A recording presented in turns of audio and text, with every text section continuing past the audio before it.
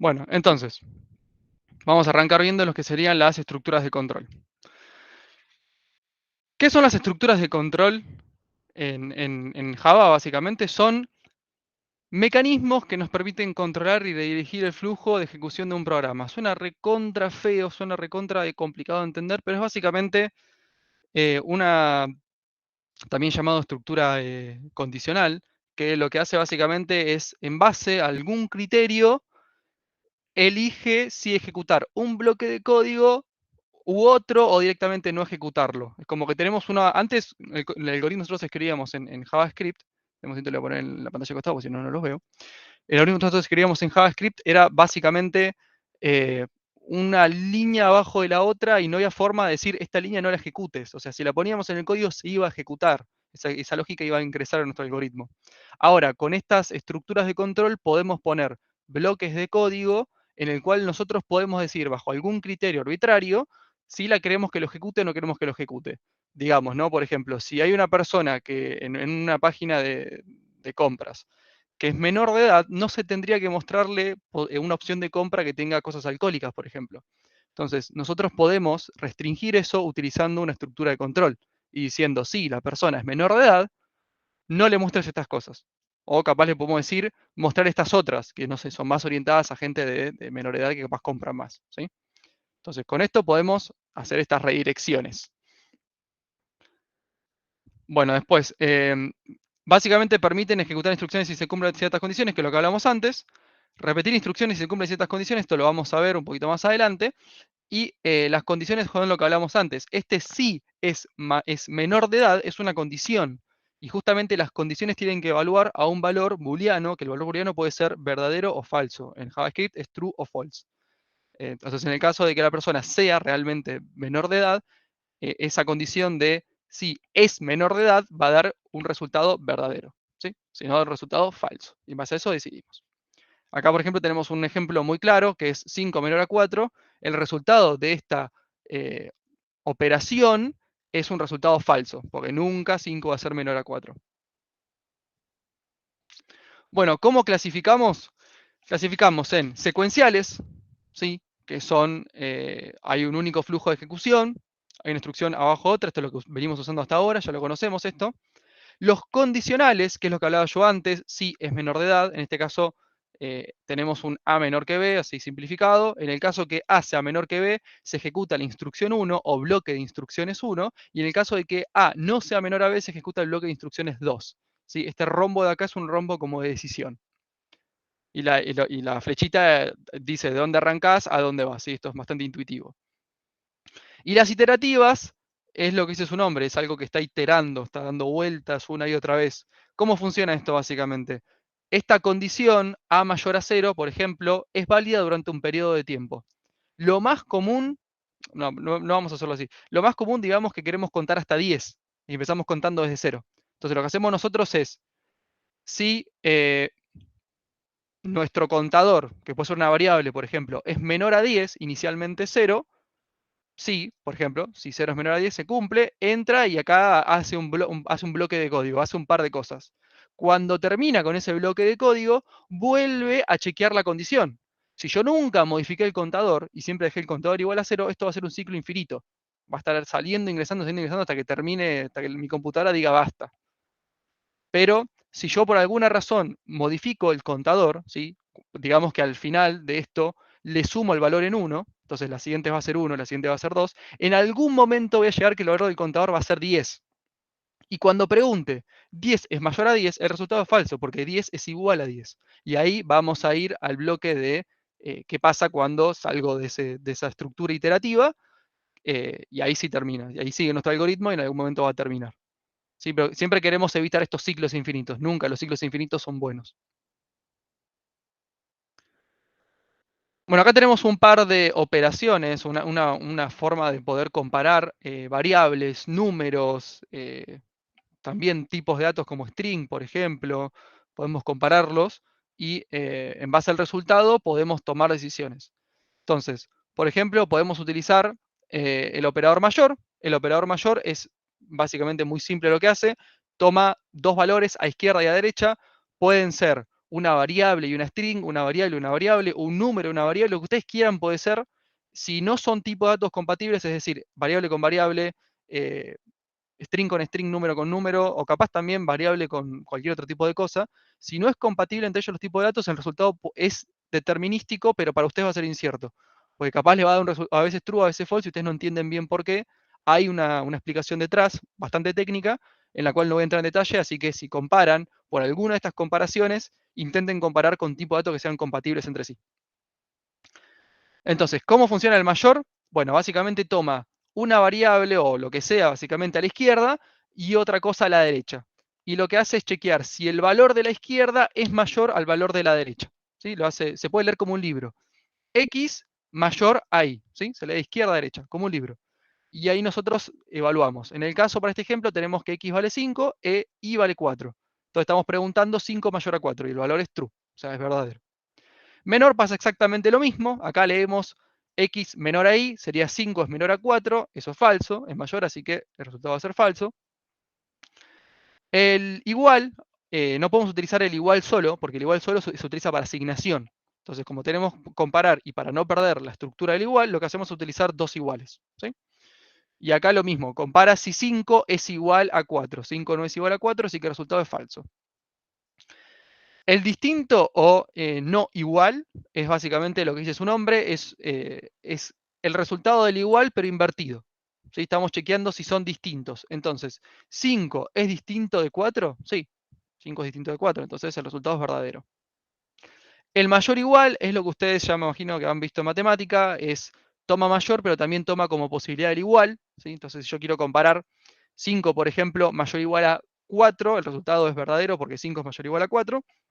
Y si comparo 5 mayor o igual a 5, por ejemplo, el resultado también es verdadero porque toma el igual justamente en ese caso y funciona. Y el menor igual funciona exactamente igual.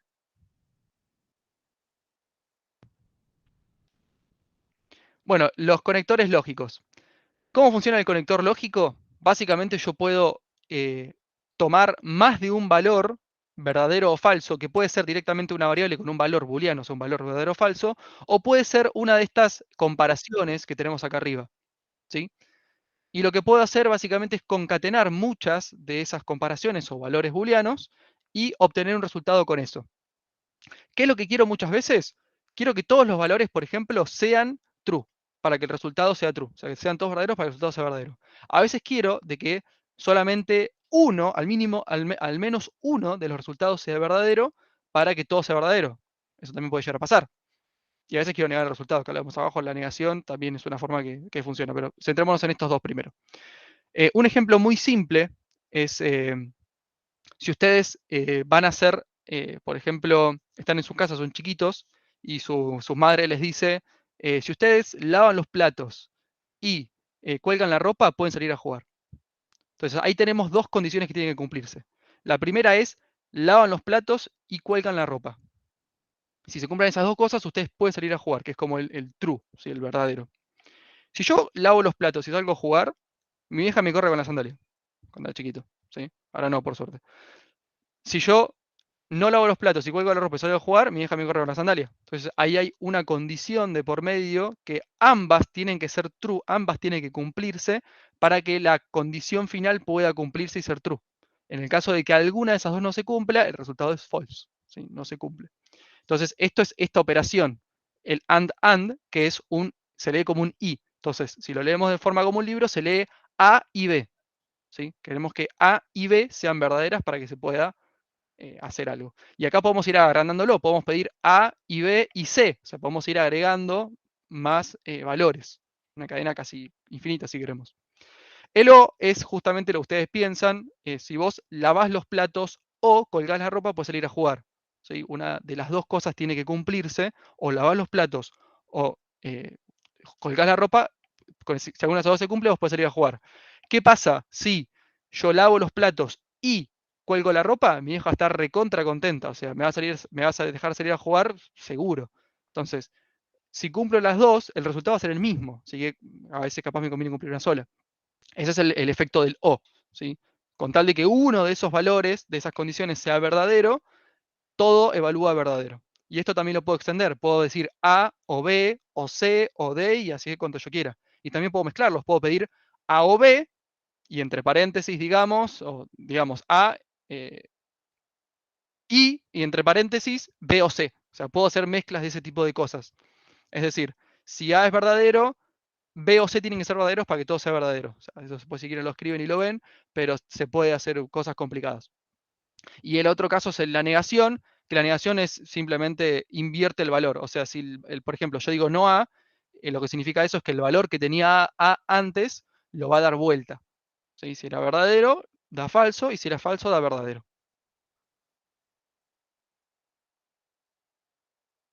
Gustavo, decime. Sí, Nico, ¿esto es solo para el if o se puede usar para también todas las condiciones? Para el Ok, while todavía o no el... vimos, todavía no llamamos lo que es el if, pero o sea, cualquier condición que vos tengas, lo que vos quieras, funciona esto. Dale, lo habré escrito mal entonces porque no lo pude hacer andar. Gracias. Ok, después vemos bien cómo funcionará. Bueno, acá tenemos, por ejemplo, un ejemplo de condiciones, ¿sí? Esto, acá tiene un script, por ejemplo, y están preguntando una edad, están preguntando qué dinero tiene y un precio de alcohol, ¿sí? Y lo que hace acá básicamente es chequear si, acuérdense, cuando tenemos este tipo de, así esta línea así como la vemos acá, siempre se evalúa primero lo que está a la derecha al igual. Entonces primero se ejecuta edad mayor o igual a 18, ¿sí? Y eso, si se acuerdan, eso es una comparación y tiene un resultado. En este caso, digamos que la persona pone una edad de 19, el resultado va a ser true, ¿sí? Entonces se va a asignar a la variable tiene edad suficiente el valor true. Y acá pasa lo mismo. Si el dinero es mayor o igual que el precio del alcohol, dinero suficiente, y después abajo pide se me fue el nombre de esto, con un operador lógico, ¿sí? Se fija el resultado de tiene edad suficiente, si también tiene dinero suficiente. Es decir, si tiene edad suficiente y tiene dinero suficiente, o sea, las dos cosas, entonces el resultado de esto es true y sería true, puede comprar alcohol. Y al final mostramos puede comprar alcohol y acaba de imprimir true o false dependiendo de los resultados. ¿Mm? Esto lo pueden probar y ver qué resultados da. Y acá tenemos un resumen. Bueno, de esto, ¿alguna duda?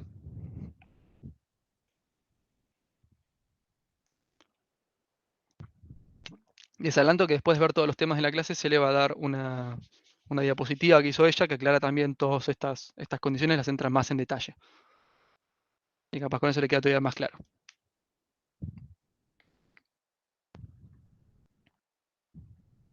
Gustavo, decime. Capaz lo apreté mal yo. El de O, que es la barrita recta larga, ¿no? El O son dos barritas rectas largas, sí. Normalmente lo tenés al lado del 1 o en el 1. Sí, sí, eres. Listo, gracias.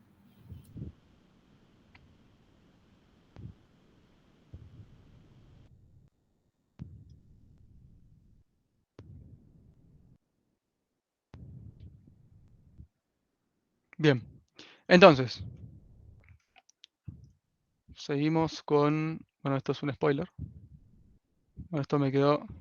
Sí, muchachos, juego jueguitos, eso es común de todos.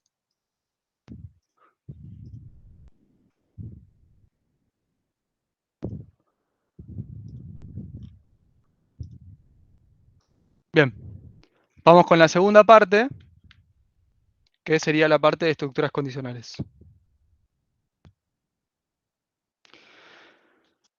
Bien, ¿qué son las estructuras condicionales? Son estas estructuras que hablamos antes que nos permiten poder tomar decisiones en nuestro código. Que si queremos ejecutar solamente una parte del código u otra parte del código, podemos utilizar una estructura condicional.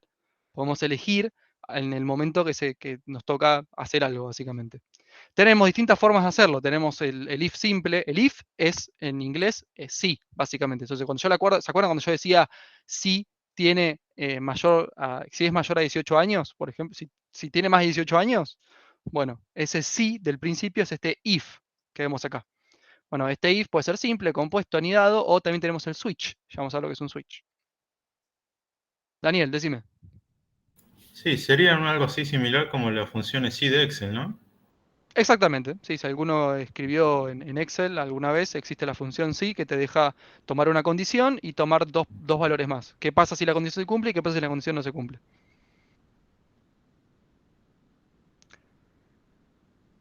Bueno, ¿qué es el if simple? Un if simple básicamente nos permite ejecutar un bloque de código si la condición se cumple. ¿Sí? Solamente ese bloque de código se ejecuta si la condición se cumple. La sintaxis es de esta forma. Utilizamos la palabra reservada if, abrimos paréntesis, ponemos la condición de por medio, que se acuerdan puede ser anidada con el AND y con el OR, abrimos llaves y al final de todo cerramos las llaves. Estas llaves significan lo que vaya dentro de estas llaves, ¿sí? Va a ser el bloque de códigos que se va a ejecutar si la condición se cumple. Entonces, en este caso, nosotros podemos poner instrucciones acá adentro, instrucción 1, instrucción 2, y estas instrucciones se van a ejecutar únicamente si la condición se cumple. Si no se cumple, va a saltar todo este bloque de código, no lo va a ejecutar, lo va a obviar completamente. Entonces, en este caso, por ejemplo, tenemos la edad justamente de si es mayor a 18 años. Lo que hace acá es pedir la edad a la persona, lo guarda una variable edad y chequea después si la persona es mayor o igual a 18, es mayor o igual a 18 años. Es decir, si la edad de la persona es mayor o igual a 18 años. A 18, punto. Y en este caso, escribe en el documento, usted es mayor de edad. Una aclaración sobre este ejemplo. Acuérdense que todo lo que retorna prompt es una string. Hay que utilizar un parseInt acá atrás para pasarlo entero, porque si no esto se va a romper. Así que acá hay un error en el ejemplo que ustedes tienen que arreglar si lo copian y lo pegan.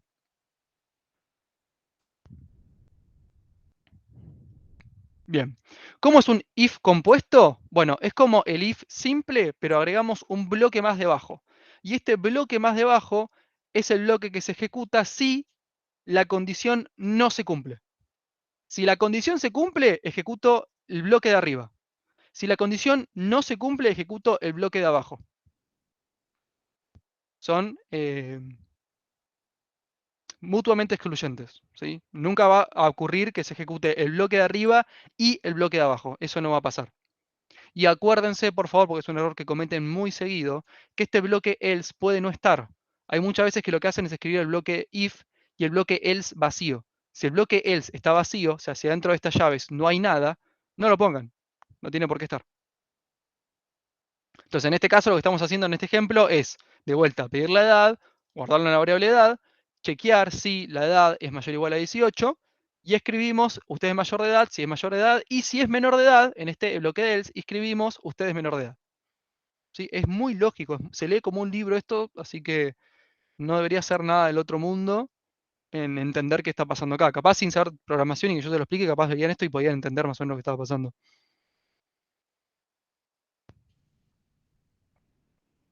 Bueno, el if anidado ya es un poco más engorroso.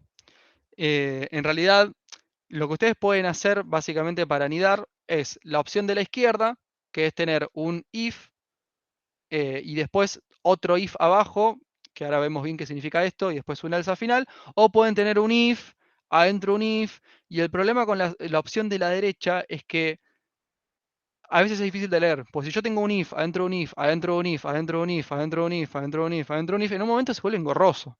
Entonces muchas veces lo que se recomienda es evitar este tipo de anidación de if adentro de if. Hay veces que es inevitable, obviamente, pero cuando se puede evitar, se recomienda que se evite y se utilice esta forma de anidación. Bien, ¿cómo funciona este if anidado? Vamos a hablar bien el de la izquierda. Lo que hace esto básicamente es, siempre como es un algoritmo, y se acuerdan el algoritmo secuencial, arrancamos de arriba y vamos hacia abajo. Primero chequea si la condición de este if se cumple. Si la condición de este if se cumple, ejecuta el bloque dentro de las primeras llaves. Y listo. Obvia lo que se encuentra desde acá hasta el final, lo obvia, no lo mira. Ya está, eso no se va a ejecutar. En caso de que esta condición no se cumpla, mira la condición del segundo if. Si esta condición se cumple, ejecuta este bloque de código. Si esta condición no se cumple, ejecuta, bueno, sigue de vuelta de forma recursiva, se dice. Volvemos a hacer lo mismo otra vez. O sea, si acá tenemos un bloque else, lo ejecuta y listo. El bloque else es como tipo, bueno, esto lo voy a ejecutar en caso de que todo falle. Si acá tuviésemos otro elif, por ejemplo, otro else if, perdón, si tenemos otro else if, bueno, se vería de vuelta la condición y ahí decidimos si se ejecuta o no se ejecuta. ¿Sí? Pero acuérdense de esto, lo que les acabo de decir, que si uno de los bloques de código se ejecuta, y arrancando mirando de arriba hacia abajo, el resto no se va a ejecutar. Y acá en este caso pasa más o menos lo mismo. Estamos diciendo, si esta condición se cumple, entonces mirá esta condición, porque el bloque de código puede tener otro if adentro. ¿Sí? Se puede poner uno adentro del otro, que eso también es lo que se llama anidación. Así que de ahí el nombre. El ejemplo de la derecha está bueno. Lo que estamos haciendo es pedir la edad de una persona. Si la edad es menor a 16, escribe no puede votar. Si la edad está entre 16, pero es menor a 18, es decir, 16 o 17, podemos escribir puede votar. Si es de 18, inclusive hasta 69, en este caso 70 no lo agarra, escribe debe votar, y en el caso de que supere, o sea, haga 70 para arriba, no puede votar. Y bueno, como dije antes, son excluyentes entre sí. Solamente uno de estos se va a ejecutar. Y me aseguro que alguno de estos se va a ejecutar porque al final le puse un else. Si esto al final hubiese sido un else if, que puede ser al final un else if, esto tranquilamente, y no tener un bloque else, bueno, puede ser de que ninguno se ejecute. Daniel, decime. Sí, en el ejemplo del medio, donde tenés los dos if, o sea, se tienen que cumplir las dos condiciones para que para que no vaya al else, ¿no? Esto de acá, Claro. en realidad, puede ser directamente que el primero no se cumpla. Porque si este primero no se cumple, va a salir a esta rama de elecciones. Claro. Y para que no se directamente no vaya nada del else para abajo, se tienen que cumplir los dos de arriba. Correcto, ¿no? Claro, si no querés que entre acá, se cumple esta condición. Y si esta condición se cumple y vos no querés que entre este else, se tiene que cumplir esta condición de acá. Claro, o sea, básicamente las dos. Bien, ahí entendí. Exactamente. Sí.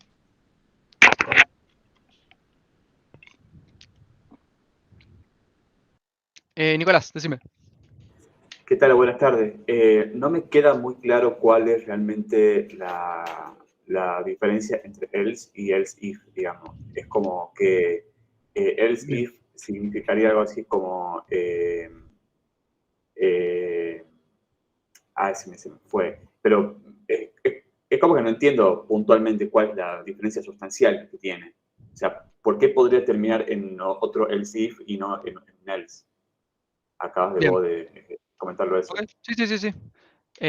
Hagamos, por ejemplo, digamos que acá tenemos un if, ¿no? Digamos que este else no existe. Este último else no existe.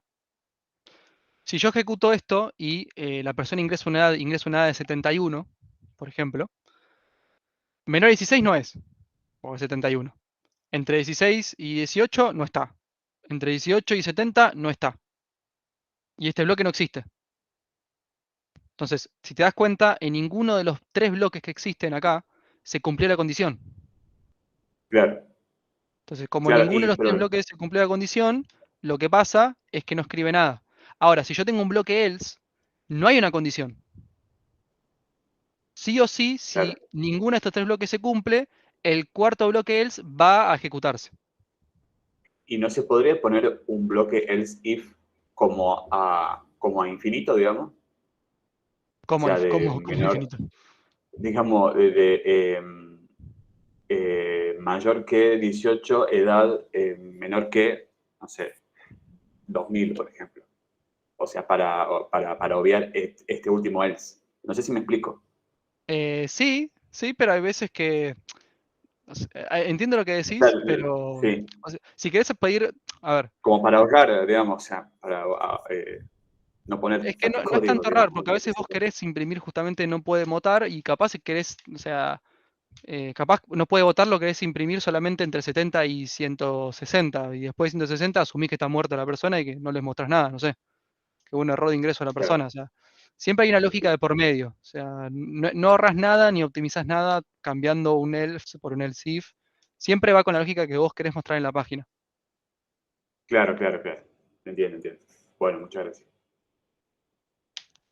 Gustavo, Igual ahí le podría poner un else if, un número, poner de mayor a 70, menor a un número lógico para una persona viva, y otro else, como que no puso un número. claro, sí, totalmente. Es más, acá acuérdense de que si yo llegué a este bloque de abajo, ¿estamos de acuerdo que estamos seguros que la persona tiene más de 70 años? No, pudo haber puesto un número negativo o pudo haber puesto esto. ¿Estás seguro? letras. No, Porque yo sí, pongo un tengo número que saber. negativo. Sí o sí te punto de- poner eso. Exactamente. Sí o sí la persona tiene mayor a 70. Entonces, directamente puedo tomar una condición de else if. Esto es lo mismo que decir, en este caso, else if edad mayor o igual a 70. Claro, claro, y ya ahí no hay como límite, digamos que no es explícito, pero te está Exacto. diciendo ya es mayor, 70 seguro. Y acá sí Exactamente. el número negativo no se cumpliría porque sería menos. O sea, si pones menos 10, luego ahí entra la parte que dice chico. Ya acá no tiene nada que ver los números negativos porque te lo tomaría, o sea, si pones menos 10 sigue siendo menor que 16, entonces Exactamente. Ujú. Entonces, todo lo que entre acá afuera sabemos que tiene mayor a 70. Y no hay que poner un número máximo imposible infinito, porque ya de por sí, si pedimos mayor a 70, incluye ese infinito. ¿Diana? Yo quería consultar hasta cuánto se recomienda else if usar. O sea, hay una cantidad que voy a bueno, no, esto ya es mucho, se usa otro método. Ok, no te escuché bien, se te escucha muy bajito, pero creo que preguntaste cuántos else if puedes llegar a tener. Claro. Ok, no hay una cantidad máxima que yo te diga esto está mal, pero cuando ya ves que tenés un, no sé, o sea, vos mismo te das cuenta. Cuando ya toda la pantalla del Visual Studio Code tenés todo un else if, else if, else if, else if, decís, acá hay algo raro. Eso se llama en código un bad smell. Cuando vos ves algo y decís, che, esto me huele raro, hay que hay algo raro. Y capaz necesitas un refactor, que es tipo tu código ya existente, lo modificás para que esté mejor organizado, sea un poco más legible. Eso es un refactor, básicamente. Eh, pero a veces que te obligan, hay veces que el código te obliga a tener un else if gigante y no tenés otra solución. Bueno, justamente acá después vamos a ver lo que son los switches. Y los switches vemos que es como una solución a ese problema, tener muchos else if, else if, else if, else if, else if, else if. Pero si no puedes utilizar un switch, bueno, no te queda otra que utilizar un else if, utilízalo. Ah, dale, gracias. Bueno, y justo lo que venía abajo es el tema de los switches, así que justo vamos a verlo ahora. El switch es básicamente el else if, o sea, este if y else if a lo loco todo el tiempo una y otra vez, pero para valores exactos. Acá nosotros pedíamos, por ejemplo, rangos de valores. Yo puedo pedir en el else if si tiene 1 año, si tiene 2 años, si tiene 3 años, o sea, valores exactos. No puedo pedir rango de valores. ¿Y cómo funciona el switch básicamente? Bueno, utilizamos la palabra reservada switch, abrimos paréntesis, ponemos la variable que queremos justamente comprobar qué valor tiene, abrimos y cerramos llaves para hacer un bloque, y dentro de estos ponemos la palabra reservada case. Espacio y a la derecha un valor. Ese valor es por el cual yo voy a comparar por igualdad. ¿Sí? Entonces, en este caso, en el ejemplo, le pedimos a la persona que ingrese un color y comparo por igualdad por el color rojo. Si la persona ingresó red específicamente. A la derecha, comparo por el valor azul. Agrego un comentario. Ustedes acá no pueden hacer case red or rojo, para que sea en español y en inglés. No lo pueden hacer eso. Tienen que hacer otro case aparte que sea case rojo. ¿Sí? Sí o sí es un único valor y compara por igual. Dentro de estos, ¿sí? Después de poner el valor ponemos 2 puntos, ponemos instrucciones, es decir, un bloque de código, más de una línea si queremos, nosotros queramos ejecutar, y al final de todo, al final ponemos un break. ¿Por qué ponemos un break? Porque a diferencia de los if-else, si se acuerdan, el if-else se ejecutaba solamente uno de estos bloques. A diferencia de esto, si nosotros no ponemos los break, desde el punto en el que entramos hasta el final de todo, ejecutamos todo. Por ejemplo, si yo no hubiese puesto el break acá, y tampoco lo hubiese puesto acá, y yo hubiese ingresado el color rojo, me hubiese escrito en el documento, el color es rojo, el color es azul, y el color no es azul, no es rojo ni azul. Me hubiese impreso todo. Porque una vez que entra, ingresa todos los que están por debajo. Si hubiese ingresado azul, hubiese escrito en el documento, el color es azul, y el color no es rojo ni azul. El rojo no lo hubiese escrito porque, como es de arriba hacia abajo, es un algoritmo secuencial, es de arriba hacia abajo, el rojo, cuando ya chequeó azul es distinto que rojo, no lo toca más. Pero sí, en el azul entra. Cuando tenemos los break, evitamos eso. si el color es rojo, escribe el color es rojo y después sale. Con este break sale. Y no ejecuta ni el caso azul ni el caso default. El caso default es lo mismo que el else. Es un else final, que puede no estar si quieren esto. Esto puede llegar a estar, puede no estar. ¿Sí? Lo que hace el default es, si no es rojo ni es azul, bueno, imprime esto. O sea, ejecuta este código sin condiciones. Si no tengo un default, bueno, no ejecuta nada, si no es rojo ni azul. Y si se dan cuenta, el default no tiene un break. ¿Por qué no tiene un break el default? Dígame, a ver si entendieron. Porque es en caso de que si no se hayan cumplido las anteriores dos, entonces ya es como lo último que se cumpliría, digamos. Sí, pues yo ejecuto el bloque de acciones del default, ¿sí? Ejecuto este bloque de acciones, y no va a haber otro caso de acciones abajo. Es lo último de todo. Siempre el default está abajo de todo. Entonces, como es lo último de todo, ya sale. O sea, ¿para qué lo voy a forzar a salir si ya va a salir por su cuenta? Entonces, por eso en el default no se pone el break.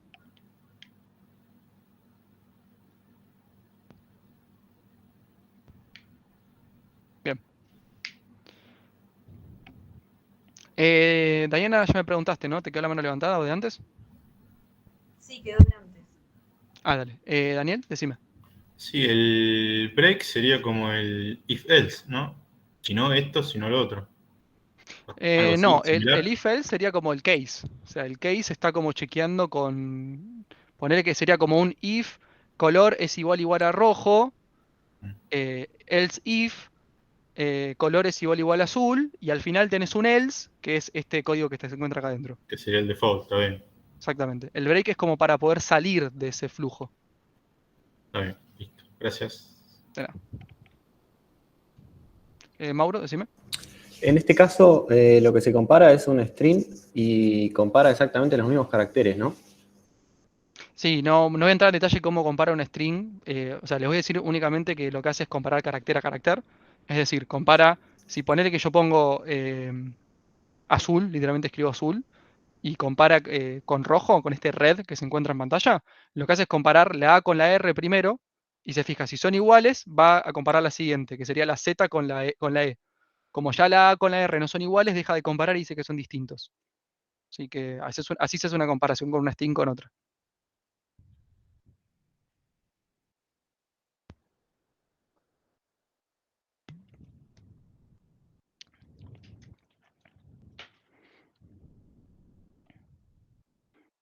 Acá tienen un enunciado y un ejercicio para hacer si quieren hacerlo. Que también está bueno y si pueden probar sacarse las dudas que tengan con este ejercicio. Otro ejercicio de abajo y después esta parte acá. Gustavo, decime. En el switch ese también puedo usar varias condiciones, si esto y esto. No, es lo que dije antes. Disculpa. Solamente compara únicamente por iguales. O sea, compara el color igual a rojo, en este caso.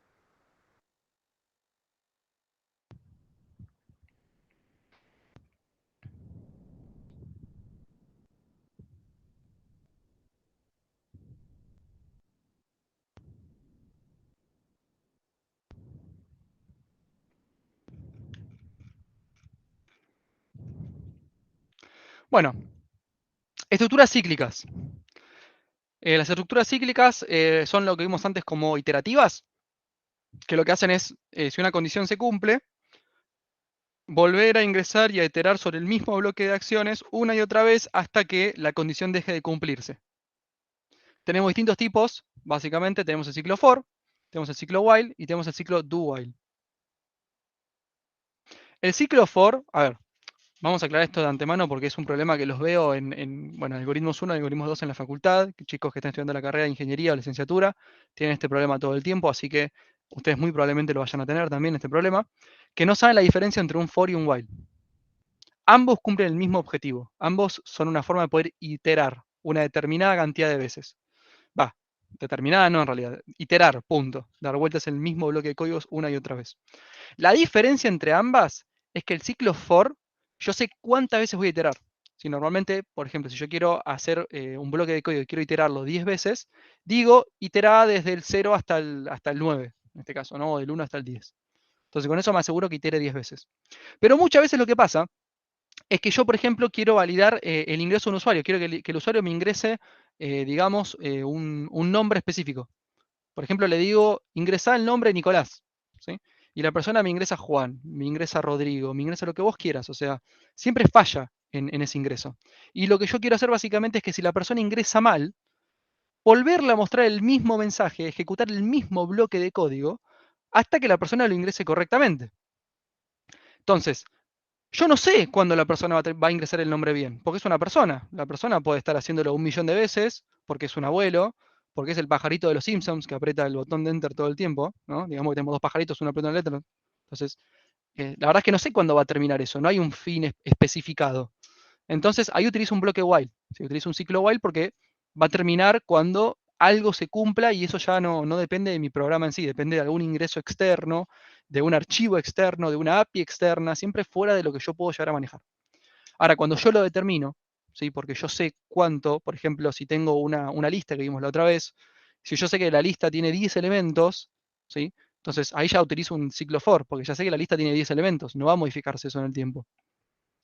Si yo sé que lo voy a hacer 10 veces, utilizo un ciclo for, porque siempre van a ser 10 veces. ¿Mm? El ciclo for, la estructura es esta. Utilizamos la palabra reservada for. Sí. Tenemos básicamente, abrimos paréntesis y tenemos que poner 3 secciones. Las secciones se dividen por punto y coma. La primera sección es el inicio en el cual nosotros declaramos un iterador y su valor inicial. Siempre la estructura, o sea, si ustedes al iterador le ponen de nombre i, acá está perfectamente aceptable, no le decimos nada. Se utiliza para definir la variable let i y le asignamos un valor inicial, que puede ser 1, puede ser 0, lo que ustedes quieran básicamente. Ustedes asignan acá la variable su valor inicial. En la parte de condición va a ser lo que se va a evaluar y mientras sea verdadero se va a ejecutar el bloque de acciones. Este bloque de acciones es el que se define después de las llaves, ¿sí? Esto que se encuentra por acá. Y al final del bloque de acciones realizamos una actualización, esta actualización que se encuentra acá a la derecha, para que en algún momento se termine la iteración. O sea, la iteración no puede ser infinita. Si nuestra condición, por ejemplo, en el ejemplo acá a la derecha, evalúa que i sea menor o igual a 10, y si yo inicio con i igual a 1, yo en algún momento quiero que i sea mayor o igual a 10. Y yo puedo hacerlo como yo quiera. O sea, en este caso, cuando hacemos i más más, lo que está haciendo es incrementar i en 1 por cada vuelta que haga. O sea, inicia en 1, hace una vuelta completa, en este caso escribe el ciclo número 1 y un salto de línea, y al final de eso incrementa i en 1 más, o sea que ahora i vale 2. Y en el segundo ciclo, como i sigue siendo menor o igual a 10, imprime ciclo número 2 y el salto de línea, ¿sí? Hasta que en algún momento sea 10, y cuando es 10 ya no se cumple más esta condición y sale. ¿Cómo funciona esto? Primero de todo, se hace el inicio. Segundo de todo, se comprueba la condición. Es decir, si ya cuando yo inicio la variable, la condición no se cumple, digamos que yo le puse valor inicial 11 ahí, no ejecuta el bloque de acciones nunca. Tercero, ejecuta el bloque de acciones. Cuarto, hace la actualización. Quinto, vuelve a comprobar el bloque de acciones y después mismo ciclo de antes. Vuelve a chequear el bloque de acciones, vuelve a hacer la actualización, vuelve a checar la condición, vuelve a ejecutar el bloque de acciones, así hasta que en algún momento esta condición no se cumpla más. ¿Mm?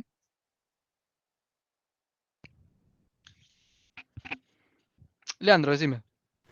Te hago una consulta, porque veo que ahí el LED, digamos, vos lo declaraste dentro del for. Sí. ¿Eso se podría hacer por fuera del for? O sea, ok. Sí, tranquilamente podés dejar esto vacío si querés, pero no es recomendable. Claro, Porque una vez que termina este for, este let i desaparece. Y puedes volver a utilizarlo en otro ciclo for si querés. claro, sí, yo decía decir por fuera del for, let i igual a 1 y en vez de poner todo eso, poner i solamente. Exactamente, pero el problema Claro. con eso, básicamente, es que cuando termine el ciclo for, vos vas a tener un i con valor 11, en 11. este caso. ¿Y para qué lo querés ese i con valor a 11? No te sirve de nada, Claro. ocupa espacio el dope. Entonces, si lo ponemos adentro del for, cuando termina el for desaparece. Listo, muchas gracias.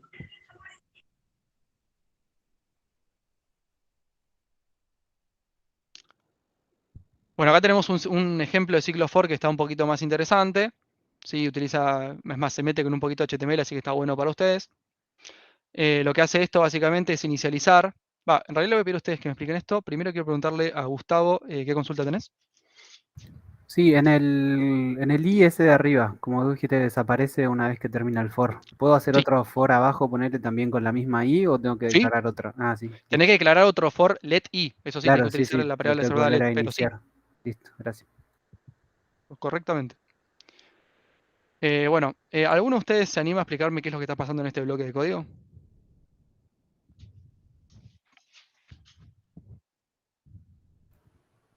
Le está cambiando el nivel de subtítulo con el i. Haceme un paso a paso. ¿Qué es lo primero que pasa? Inicia ahí en 0, ¿En en 0? 1, en 1, en 1, en 1. Muy bien, muy bien. Y después escribe Para, te falta una parte. Inicia i en 1. ¿Después qué hace? chequea que sea menor o igual a 6. Exactamente. ¿Se cumple? Sí, es 1. Perfecto. ¿Y después qué hace? Después crea una variable hx que es igual, que es un string, ¿no? Exactamente, sí, una cadena. Y empieza a escribir como código de HTML, le pone la h y en vez de poner algo fijo, una constante, te pone el i, que va a ir cambiando cada vez que pase. Entonces, la la vuelta. primera vez que va a poner, ¿cómo va a ser esa string?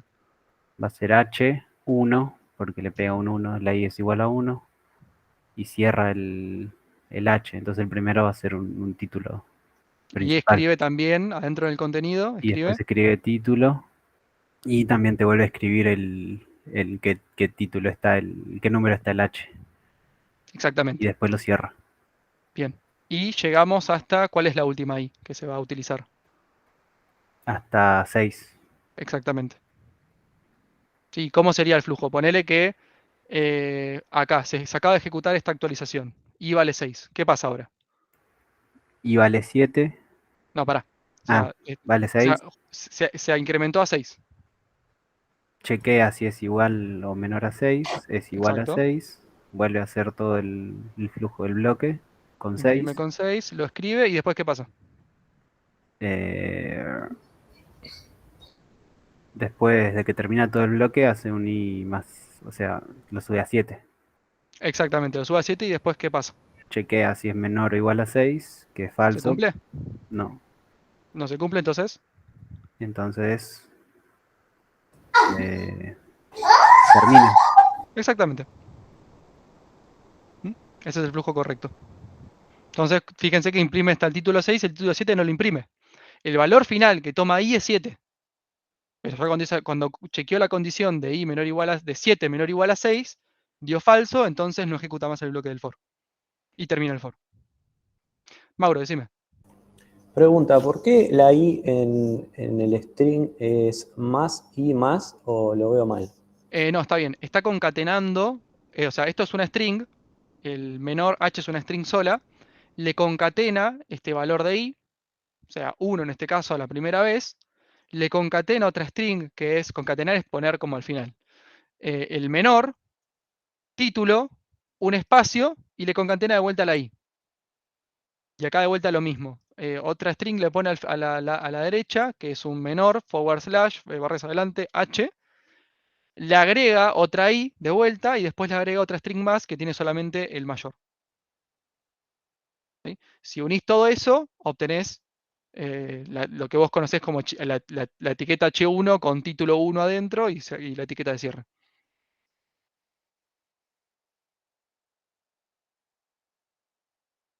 ¿Sí, Mauro? Sí, perdón, me quedé pensando por qué está el más después de la i. Que Porque tiene que tenés que seguir concatenar. agregando cosas. Ah, no, yo creí que la concatenación era de string, no del código, digamos. Como Porque entiendo que cuando abre la h dice más i más, es porque tiene que juntarlo todo. Sí. Esa es la función de los más en ese caso. Exactamente. Bien, gracias. Perdón, pregunta, ¿qué pasaría si el segundo más no estuviese? ¿En la cara derecha? Claro, sí, el de la derecha. Sí, un error de código. Te va a decir que tu formato de código está mal. Ok, gracias.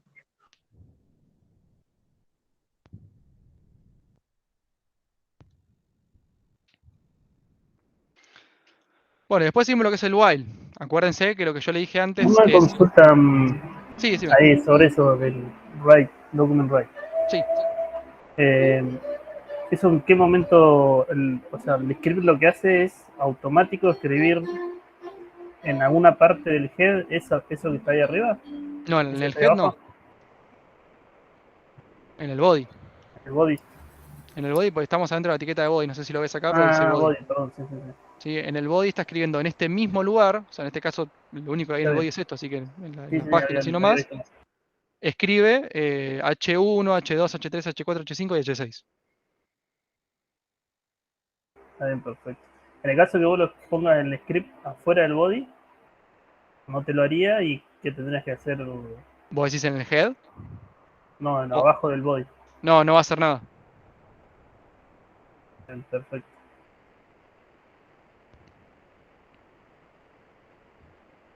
Sí, creo que no hace nada. Esto habría que probarlo bien. No sé si lo va a poner capaz abajo de todo o arriba de todo. Ahí ya nunca lo probé eso, pero normalmente escribe donde está puesto el script. Si alguno lo prueba, por favor dígame cuál es su resultado. Bueno, y acá tenemos, por ejemplo, la segunda forma de iterar. Antes dijimos el for y acá tenemos el while.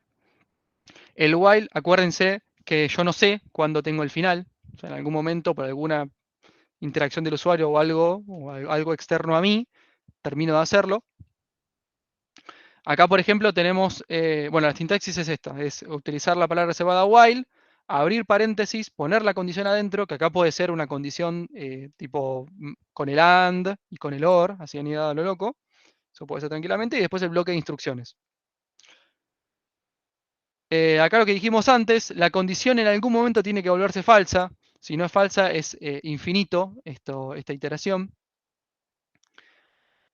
Y esto ya lo habíamos hablado antes, así que lo voy a obviar. Simplemente voy a hablar de esta parte de acá, de este ejemplo. Este ejemplo, lo que está haciendo, por ejemplo, es asignar una variable, el valor 1, utilizar un ciclo while, y acá tiene dos condiciones, o sea, es una única condición, pero tiene un AND de por medio. Si se acuerdan, el AND pedía que ambas condiciones se cumplan, o sea, que se cumpla esto y esto, ¿sí? Las dos cosas. La primera condición es que este it, que puede ser un iterador tranquilamente, o sea, it por iterador, tiene que ser menor o igual a 5. ¿Sí? Es decir, que el último valor válido es 5. Cuando ya toque 6, no lo podemos utilizar más. Y la segunda condición es que la persona confirme, ¿se acuerdan? Esta es el confirm que ya vimos antes, que quiera agregar el ítem, y acá te va a aparecer el numerito, te va a aparecer, la primera vez te va a aparecer, agrega el ítem 1, signo de pregunta, y la persona tiene que poner sí o no. ¿Sí? Aceptar o cancelar. Se aprieta aceptar, si se acuerdan, confirm devolvió un valor booleano, si devuelve un true, y si aprieta no, devuelve un false. Si devuelve un true, ya tenemos la primera parte que es true y pedimos que la segunda parte también sea true. Y esto se va a cumplir mientras que sean los primeros 5 ítems. Entonces, para los primeros 5 ítems, si la persona aprieta todo el tiempo aceptar, se van a agregar ítems. Si la persona en algún momento dice, yo no quiero agregar más ítems, pone cancelar, hasta ese ítem voy a agregar. ¿Sí? Entonces, acá vemos esto de que no sabemos cuándo termina, porque la persona puede llegar a querer agregar un ítem. Puede no querer agregar ningún ítem tampoco. Si acá directamente la primera vez que entra pone cancelar, no va a escribir nada, porque este bloque de acciones se ejecuta únicamente si la condición es verdadera. Entonces, si la condición es falsa en la primera iteración, la persona pone cancelar de primera, entonces este bloque nunca se va a ejecutar. Y acá abajo vemos que si la persona pone que sí, en alguna de las iteraciones va a escribir un LI, o sea, va a escribir una lista básicamente, y va a poner los ítems y el número que le corresponde. Y al final, que es importantísimo, incrementamos el iterador en 1. Acuérdense que it más lo que hace es incrementar el iterador en 1. ¿Sí? Entonces, con esto logramos que de alguna forma esta variable tienda al número 5. O sea, que en algún momento terminemos. Si nosotros no incrementamos nunca este iterador y la persona siempre aprieta aceptar a confirmar, entonces todo el tiempo vamos a estar ingresando ítems hasta el fin de los tiempos. Hasta que la persona pueda cancelar. ¿Mm?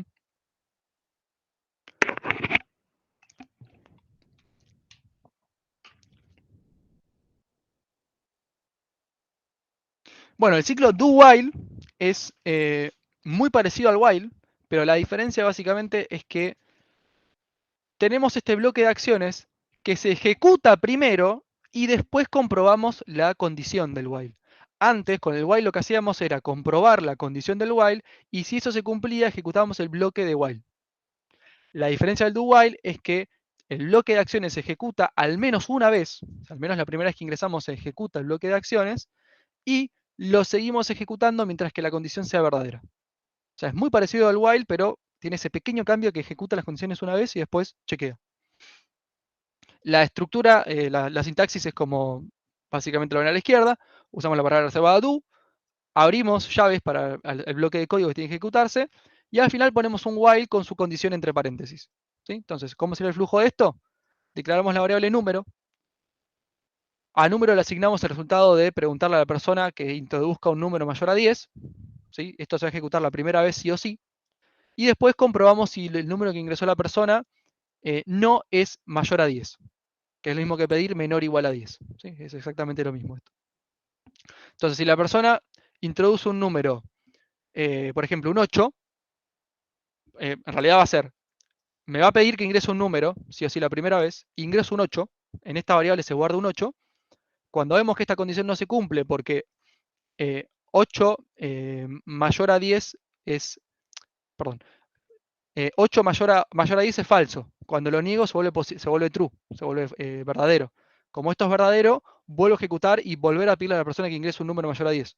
Entonces, hasta que la persona no ingrese un número mayor a 10, esto va a seguir una y otra vez pidiéndole que la persona ingrese un número.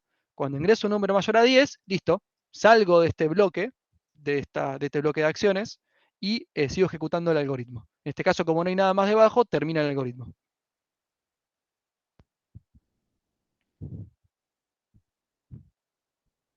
Acá está lo que dije yo antes, básicamente, que podemos utilizar no número mayor a 10, que es exactamente lo mismo que pedir que el número sea menor o igual a 10. No, porque si el número no es mayor a 10, entonces sí o sí es menor o igual a 10. Mauro, decime. ¿Se puede nombrar let número igual a prompt todo en el mismo renglón dentro del do? ¿O no se recomienda? Sí, se puede, pero el problema con eso es que vos por cada iteración que vos hagas vas a estar definiendo una nueva variable. Que es el problema que tiene este ejemplo. Yo no lo nombré, pero este ejemplo, por ejemplo, tiene este problema. Que nosotros cada vez que ingresamos a este ciclo for, estamos creando una nueva variable hx y le estamos asignando este valor de string. Una pequeña optimización sería acá afuera poner let hx con nada puesto, básicamente. Y acá únicamente ponemos hx es igual a este string. Acá justamente esta pequeña optimización se aplica en este código de acá. Pero en este caso, a diferencia del if, no me acuerdo si era el if, que la variable estaba afuera, que tenía el i, y en este caso la variable está adentro. No, también está afuera, perdón. Vuelvo a, ¿Qué caso del if? vuelvo a preguntar. Había otro caso más arriba, no me acuerdo si era acá, que donde la i se le daba el número adentro. No sé si... acá, ¿Me estás claro, ahí hablando lo de esto de acá, mostraste. de este incremento? Lo mostraste más arriba, creo que es. Lo último Ahí, sí, es esto. ¿ves? Eso, claro. Que el i, la variable está dentro del for. Acá conviene ponerla adentro y en el otro no conviene ponerla adentro. En este conviene ponerlo adentro porque cuando vos terminás la ejecución del for, esta variable let i se libera. Como que no la tenemos libre y podemos utilizarlo para otro nombre de variable, tranquilamente. O sea, otro nuevo for nuevo si queremos. Si nosotros no hacemos esto, cuando termine este for, vamos a tener una variable que va a tener un valor 11 en este caso, al tope. Va a ocupar espacio al tope. En el ejemplo de acá abajo de todo, nosotros por alguna razón queremos tener esta variable una vez que termina el bloque. Andás a ver por qué. Probablemente porque acá abajo del código puedes poner, por ejemplo, el número ingresado fue, imprimís el número. Está bien, perfecto. ¿Sí? Pero, o sea, muchas veces estas variables tiene sentido declararlas afuera porque por algo las declaraste, las vas a utilizar. Los iteradores normalmente son específicos para la estructura cíclica. Cuando salí de la estructura cíclica, el iterador ya no te sirve de nada. Claro, está bien.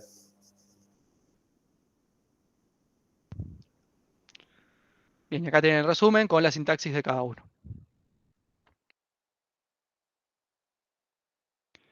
Y acá hay un par de ejercicios tan buenos también que les recomiendo que hagan.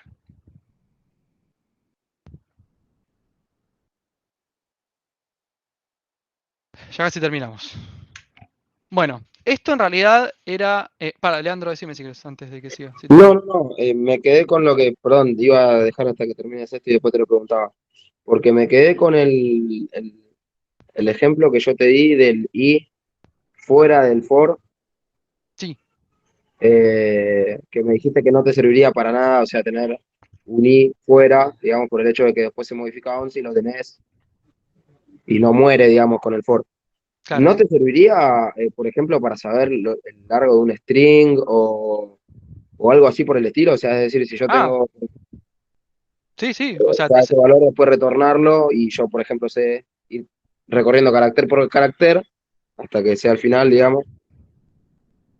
sí, te serviría completamente. Pero ¿qué Listo, no, pasa? por ahí dije, por ahí hay una función, digamos, porque bueno, yo esta es la primera vez que veo, pero por ahí ya hay algo que te lo hace, entonces sería como un plus. Sí. Es más, está justamente el método, que ya vamos a ver lo que es un método cuando vemos objetos, el método .length, que lo que te dice es el tamaño que tiene una string, te dice cuántos caracteres tiene adentro. Ahora, ponele que vos querés eso, querés saber cuántos caracteres tiene una string adentro, ¿no? Y vas iterando por cada vez que, no sé, que haces un ciclo, estás agregando un carácter. Entonces, hay una relación 1 a 1 que es la cantidad de iteraciones que hiciste, la cantidad de caracteres que tiene la string. Entonces, vos querés guardarte esa información. Entonces, en tu caso, tu solución vos dijiste, declaro la i afuera del for y la utilizo, que es una solución totalmente correcta, porque después cuando salga del for voy a tener el i todavía existente que va a tener ese número. Perfecto. Ahora, a mí me suena raro, y espero que a vos también, que por qué el iterador al final yo con eso obtengo los caracteres. ¿Cuál es mi recomendación? Declarar una variable que sea cantidad de caracteres, incrementala a la par del iterador, y cuando terminás de iterar, te quedás con la variable que dice cantidad de caracteres. ¿Por qué? Porque es más explicativa además. ¿Sí? Yo no tengo que entender, mirá, con la cantidad de iteraciones se le agregó un único carácter, entonces la cantidad de iteraciones que hizo es la misma cantidad de caracteres y por eso con eso dijo que es el tamaño de la string. Yo no tengo que hacer ese clic. Si ya el nombre de la variable es cantidad de caracteres, ya es mucho más informativo. Y si yo le pongo directamente al nombre del iterador cantidad de caracteres, te marea.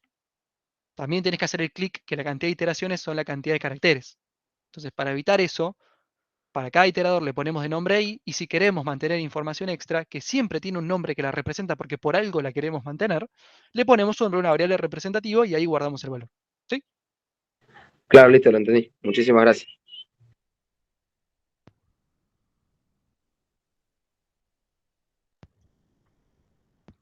Bueno, ahora sí. En realidad este contenido de esta parte de la clase tendría que ser para la clase siguiente, pero la dinámica de la clase siguiente va a ser como se nos viene el examen encima y que entra únicamente hasta la clase 3, va a ser repasar un poquito esta última parte de funciones, capaz, depende de lo que haga nuestro administrador, lo que decida hacer él, pero de por sí vamos a hacer un ejercicio que van a hacer en clase y lo vamos a hacer la clase que viene. Entonces, básicamente con esto vamos a hacer una introducción para que puedan trabajar en la clase siguiente con este ejercicio. Y bueno, de última, si nos falta contenido, la haremos la clase que viene. Me preguntaron hasta qué clase entra, esto lo voy a decir por hablado, así ya les queda a todos. El examen, que si no me equivoco es el 31, de última corregime, Cele. Creo que sí, porque nos queda la clase del 21 y la clase del 28, y creo que entra hasta el 31, ¿sale?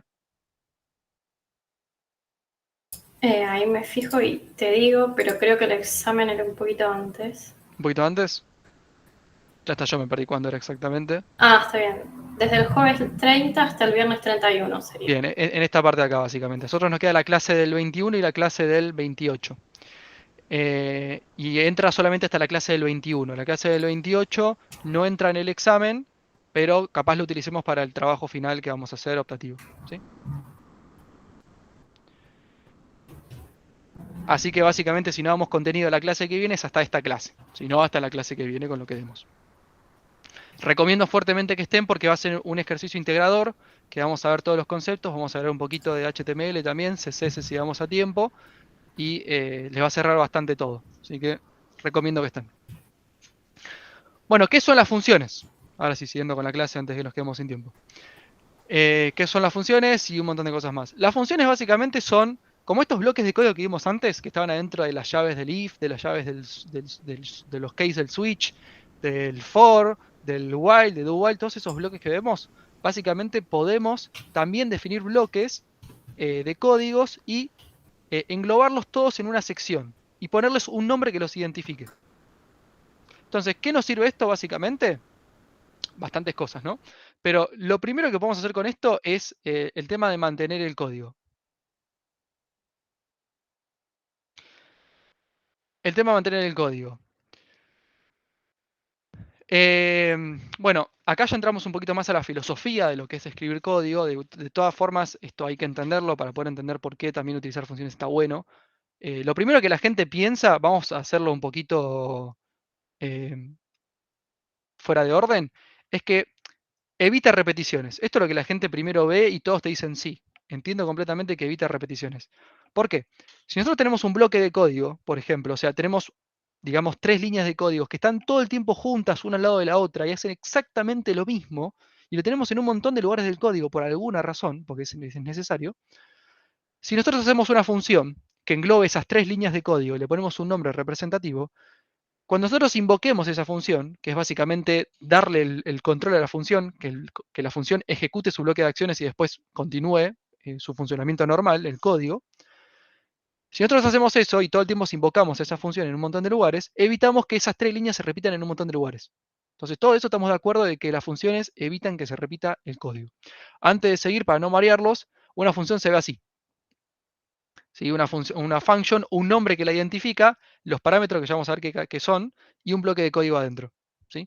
Entonces, si yo muchas veces invoco la función suma con distintos valores de parámetros, va a ser un montón de veces sumas de distintos valores. ¿Sí? Y evito tener que repetir este código de acá un montón de veces. Entonces, todos nos damos cuenta de que evita que se repita el código. Perfecto. Pero lo que no nos damos cuenta también es que facilita mantener el código. Muchas veces cuando nosotros escribimos código, sea para lo que sea, una página web o capaz algo más avanzado, una base de datos, un API, lo que nosotros querramos, muchas veces el código lo escribimos una única vez y lo leemos un montón de veces. Montón de veces. ¿Por qué pasa esto? Porque muchas veces nos piden que mantengamos el código. Por ejemplo, la tecnología cambia. El cliente quiere hacer cosas nuevas, por ejemplo, o ustedes mismos dicen, che, la verdad que esto lo hice mal, lo quiero hacer bien, entonces tenemos que volver sobre nuestro código y retrabajarlo muchísimas veces.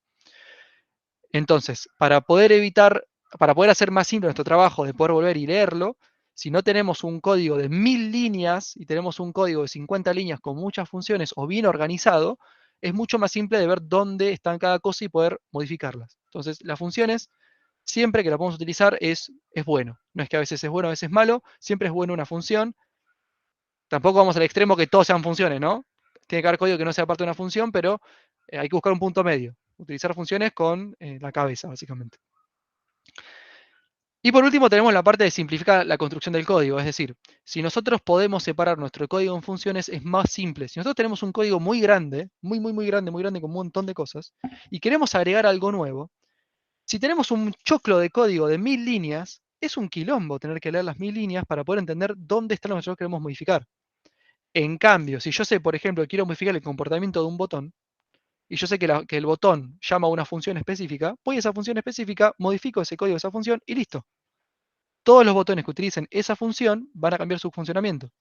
Entonces es mucho más simple pensar en, ok, quiero agregar otro botón más. Bueno, agrego otro botón más y le pongo esta función. Listo, ya está. No tengo que estar pensando qué va a hacer ese botón desde cero. Entonces, en ese sentido, simplifica que pueda crecer el código mucho más simple. Entonces, nada, básicamente las funciones están buenas. Ahora sí, sintaxis, que es lo que les interesa a ustedes. ¿Cómo definimos una función? Utilizamos la reservada function, le asignamos un nombre a la función y entre paréntesis le pasamos los parámetros.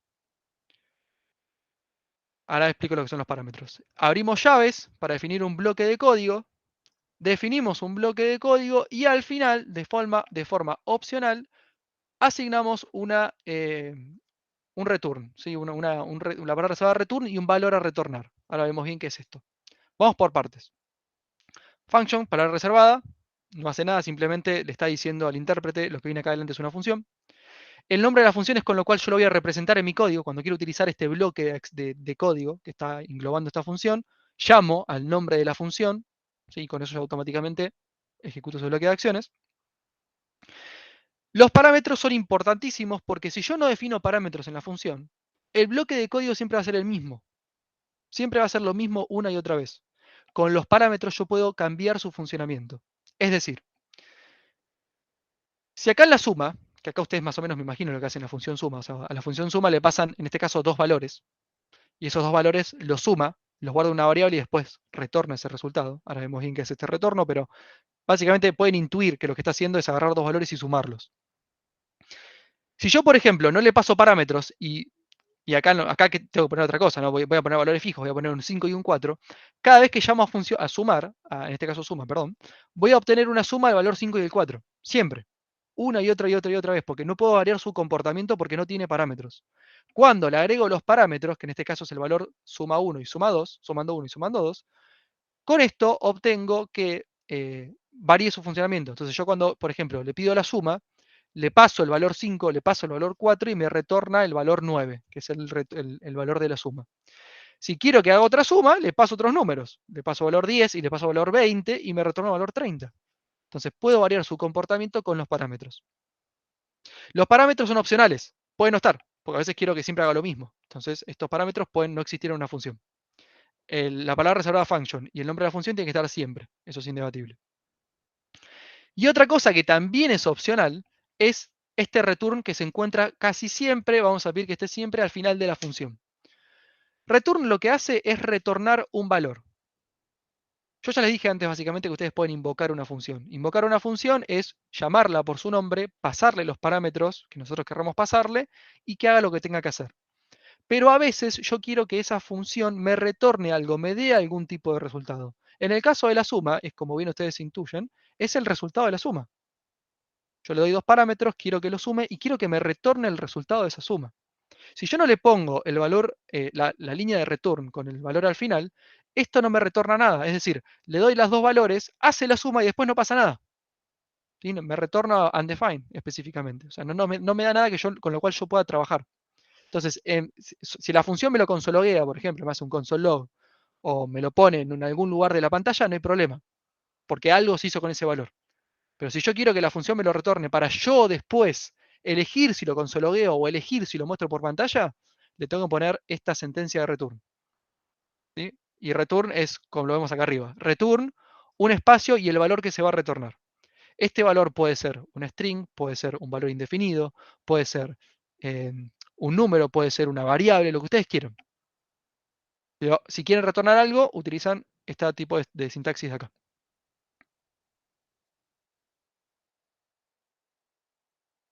Bueno, acá justamente lo que hablé antes, que es el tema de la invocación, cómo invocamos una función, lo hacemos a través de esta sintaxis de aquí. ¿Sí?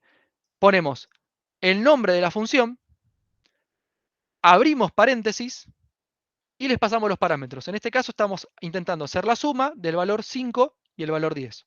¿Cómo es el flujo de esto?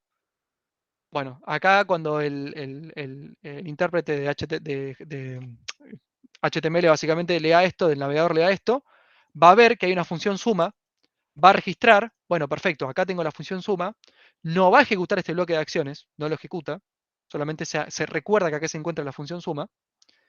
Cuando encuentre este script de acá abajo, va a ser, bueno, define la variable total suma, pero antes de eso, como ve que acá a la derecha encuentra la palabra suma, o sea, encuentra el nombre de la función suma, dice, ok, perfecto. Agarra los parámetros, agarra el 5 y el 10, se los pega en esta parte de acá, o sea, le pega el 5 y le pega el 10, y ahí sí ejecuta este bloque de la función. ¿Sí? Entonces, donde dice sumando 1, va a pegar el 5, y donde dice sumando 2, pega el 10. O sea, funcionan como variables normales. Y cuando llega al return, ¿sí? Que tiene un valor acá a la derecha, que en este caso va a ser 15, lo pega donde estaba la función antes. Entonces, el resultado de la función acá va a pegar el 15, en este caso. Entonces, se le va a asignar a la variable total suma, se le asigna el valor 15. Y al final muestra una alerta que dice el total de la suma es, y bueno, acá va a aparecer 15.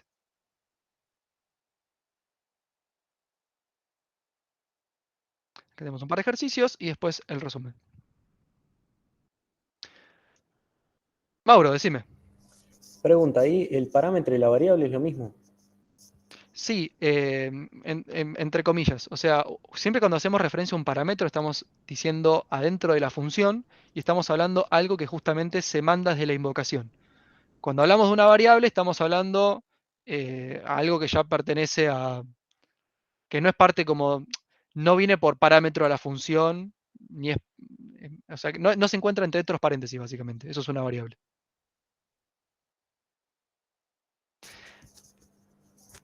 Acá es Entonces, medio complicado de entender el porque acá sumando yo... 1 que dice abajo, después del constante total igual sumando 1, es el mismo parámetro que toma de arriba, no es una variable. No, ya entendí tu pregunta. Sí, es este parámetro mismo. Ah, está bien. Sí, yo pensé que preguntabas la diferencia entre variable y entre parámetro. No, está bien. No, Sí. porque entiendo que toma el parámetro de arriba y lo toma abajo también, como si fuera una variable. Eso me confunde un poco. Exactamente, son como variables que no tienen valores hasta que se invocan por parámetro. Ah, bien. Sí, acordate esto que acabo de decir yo que es importantísimo, que este bloque de acciones no se ejecuta hasta que es invocado. Y ahora sí podemos, si quieren, antes de ir con las preguntas, volver a la parte anterior donde hablamos con el tema de por qué utilizamos las funciones. Y acá sí podemos entender la parte de repetir innecesariamente el código. Si yo quiero hacer la suma, por ejemplo, tendría que estar utilizando esta sección de código una y otra vez para cuantas veces yo quiera hacer la suma. O sea, hago 5 más 10, hago 5 más 10. O sea, en este caso es un ejemplo chiquitito, pero puede ser un bloque de código gigante. Entonces, para evitar hacer esto, invocamos cuantas veces sea necesaria la función suma y le pasamos los parámetros que nosotros queramos pasarle para que cambie su comportamiento. Y bueno, después de esto pueden entender un poquito más esta parte de acá también, que capaz son un poco más de tener mucho tiempo escribiendo código y mucha experiencia para poder haber visto esto un montón de veces. Leandro, decime.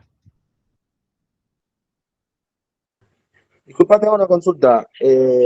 ¿Las funciones siempre van dentro del mismo HTML?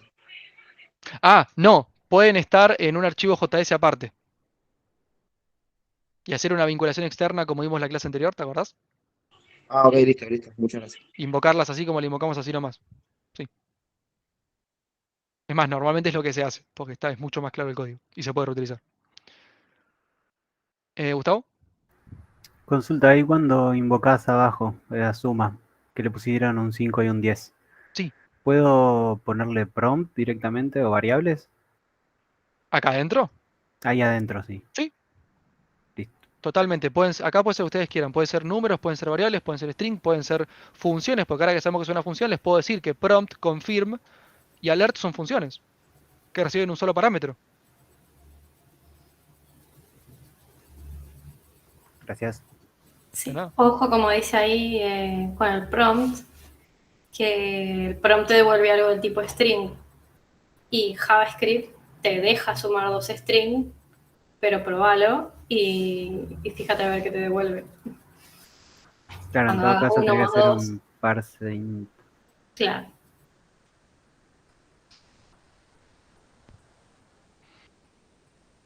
Hay muchos memes de eso. Sí, justamente el ejemplo que había puesto en la otra diapositiva tiene que ver con eso, pero fue filtrado, así que esta clase no lo vamos a ver. Bueno. Si no hay ninguna duda más, creo que nos toca... Sí. ¿Le querés dar tu diapo? Dale, estamos sobre la hora, o sea, ¿querés que la dé igual Sí, o la hagamos esto. subimos? Demos tu diapo y después nos extendemos un poco como la otra vez, porque estuvimos haciendo media hora de consultas. Los pido que los que estén apretados de tiempo, si pueden quedarse para que se les explique su diapo, quédense. Y después de eso, cuando veamos ya los ejercicios y demás, ellas son libres y pueden verlo después por su video, por sus casas o demás. Así que te cedo la Dale, presentación. Ahí estamos.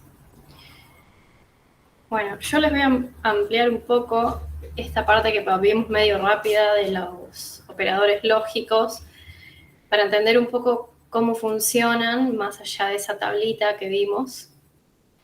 Y para hablar de eso les voy a contar un poco lo que es el álgebra de Boole, que como se darán cuenta tiene algo que ver con matemática. Y esto se creó básicamente para ver si dentro de la matemática se podía trabajar un poco mejor y simplificar lo que son las expresiones lógicas. Hoy lo que estuvimos viendo son ejemplos bastante sencillos donde tengo una o dos condiciones, pero hay casos en los que esas condiciones se vuelven muy complejas y para eso salió el álgebra de Boole. O sea, esto no lo vamos a ver, pero es como para que tengan una idea. Pero básicamente lo que dice es que en vez de, o sea, como lo que nosotros conocemos, que se trabaja con un conjunto numérico, o sea, 1, 2, 3, 4, 5, el álgebra de Boole, cada variable solamente va a poder tomar dos valores, que es 0, 1, pero también, bueno, podemos representarlo como verdadero o falso, como dice acá, abierto, cerrado, o sea, cualquier cosa que represente un sí o un no. Sí, pero cada variable siempre va a tomar uno de estos dos valores. Como dentro del álgebra tenemos operaciones, o sea, el álgebra que conocemos, nosotros tenemos suma, resta, división. Dentro de lo que es el álgebra de Boole, las operaciones básicas, hay más, pero las que nosotros vamos a ver son AND, OR y NOT. El AND, como ya lo vimos, en JavaScript se representa con el doble ampersand, en el OR se representa con este simbolito, que es la barrita que se llama pipe, y el NOT con el signo de admiración. Van a ver en muchos lados que hay cierta similaridad con el álgebra que conocen, y el AND es parecido a la multiplicación, y el OR es parecido a la suma. Ahí cuando veamos más adelante un poco lo que es la precedencia, por ahí va a tener un poco más de sentido. Y para entender cómo funcionan estos operadores, hay una herramienta que nos sirve para ver eso, que se llama la tabla de verdad. Que básicamente es una tabla, como su nombre lo dice, que nos ayuda a ver en qué condiciones, cuando aplico estos operadores a ciertas variables, en qué condiciones de esas variables nos da el valor verdadero. Por eso se llama tabla de verdad. Entonces, el primer operador que teníamos era el AND. Es un operador binario, esto quiere decir que va a tomar dos variables, siempre, y toma valor verdadero solamente si todas las variables tienen valor verdadero. Entonces acá tenemos lo que es la tabla de verdad, represento la variable A y la variable B y sus posibles combinaciones, y acá el resultado. Entonces, cuando yo haga A AND B, o A ampersand B, y sean los dos falsos, esto me va a dar falso. Cuando A sea falso y B sea verdadero, me va a dar falso. Cuando A sea verdadero y B sea falso, me va a dar falso. Y este es el único caso verdadero, que A y B son verdaderos. Acá, ya implementado en código de JavaScript, o sea, le asignamos los mismos valores a la variable A, el valor falso, a la variable B, el valor verdadero. Y acá vamos comparando y vemos que, o sea, al igual que estaba en la tabla, solamente en este caso el resultado es verdadero. Esto lo pueden probar ustedes por la consola, o sea, lo prueban ahí y van a ver que les da esto así. Y acá un ejemplo práctico, o sea, ¿para qué quiero yo, o sea, volviendo acá, o sea, ¿para qué me sirve esto? Entonces, tenemos este caso, por ejemplo. Una persona está en edad activa, nadie se ofenda, por favor, si es mayor de 18 años y además es menor de 65 años. Entonces, quiero crear un programa, un algoritmo, que me permita validar si una persona está en edad activa e imprima, bueno, el resultado por consola. Entonces, acá integramos un poco lo que vimos hasta ahora. Para hacer esto, yo me armé acá una función que tomo un parámetro, como veíamos recién, que es la edad de la persona, y voy a intentar calcular si esta persona está en edad activa. Entonces, me dice, la primera condición que tengo que chequear es que sea mayor a 18 años. Acá, por una cuestión de elegibilidad, yo lo hice todo por separado, pero tranquilamente esto, edad mayor o igual que 18, lo podría haber metido acá adentro. Entonces, la primera condición que yo miro es si es mayor de 18 años, que lo guardé en esta variable, chequeo si la edad es mayor a 18. La segunda condición me pide que sea menor de 65 años, chequeo menor de 65 años, y lo que me pide es que se cumplan las dos condiciones. Entonces, ¿cómo yo represento que se cumplan esas dos? Como lo vimos recién, o sea, el operador que, bueno, es el único que vimos hasta ahora, pero, o sea, el operador que me va a dar como resultado verdadero solo cuando las dos condiciones sean verdaderas es el AND. Entonces, en este caso, solo si se cumplen las dos y las dos son verdaderas, quiere decir que está en edad activa. En otros casos no estará en edad activa. Si lo pruebo con 20, me dice que está en edad activa. Si lo pruebo con 16, como 16, cuando entre acá, chequeo esta primera condición, miro acá, 16 es mayor o igual que 18, esto me da falso. 16 es menor a 65, esto me daría verdadero. Cuando venga a analizar acá, mayor a 18, recordemos, me dio falso, y esto me dio verdadero. Pero como esto ya me dio falso, toda la condición da falsa, entonces va a caer acá y me dice que no está en edad activa.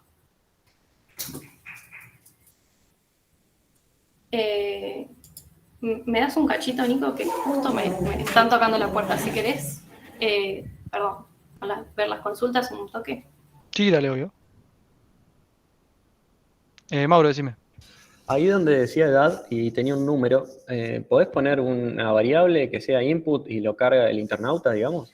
Sí, podés pedir el prompt, ¿te acordás? Ah, está bien. Y Pero obviamente no lo haces- pasarle de vuelta a un número después, ¿no? No lo haces ahí adentro, o sea, lo haces afuera, ese prompt, o lo metés también edad entre qué se recomienda. ¿Cómo? O sea, capaz te conviene hacer, bueno, viste que vos estabas llamando, no recuerdo cuál es el nombre de la función, creo que era edad activa.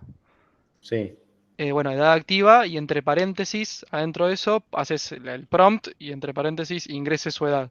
está bien. Eso es una forma de hacerlo, o directamente una variable afuera, ¿no? Una variable edad afuera que diga ingrese su edad con el prompt, la persona ingresa su edad y después de eso llamas a la función edad activa. También lo puedes hacer. Más de una forma. Está bien, gracias. Ahí estoy, perdón. Justo hoy se olvidaron la llave. Dale. Ahí va, cosas que pasan con el home office. Perdón. Esta me salté. Bueno. Bueno, el operador OR.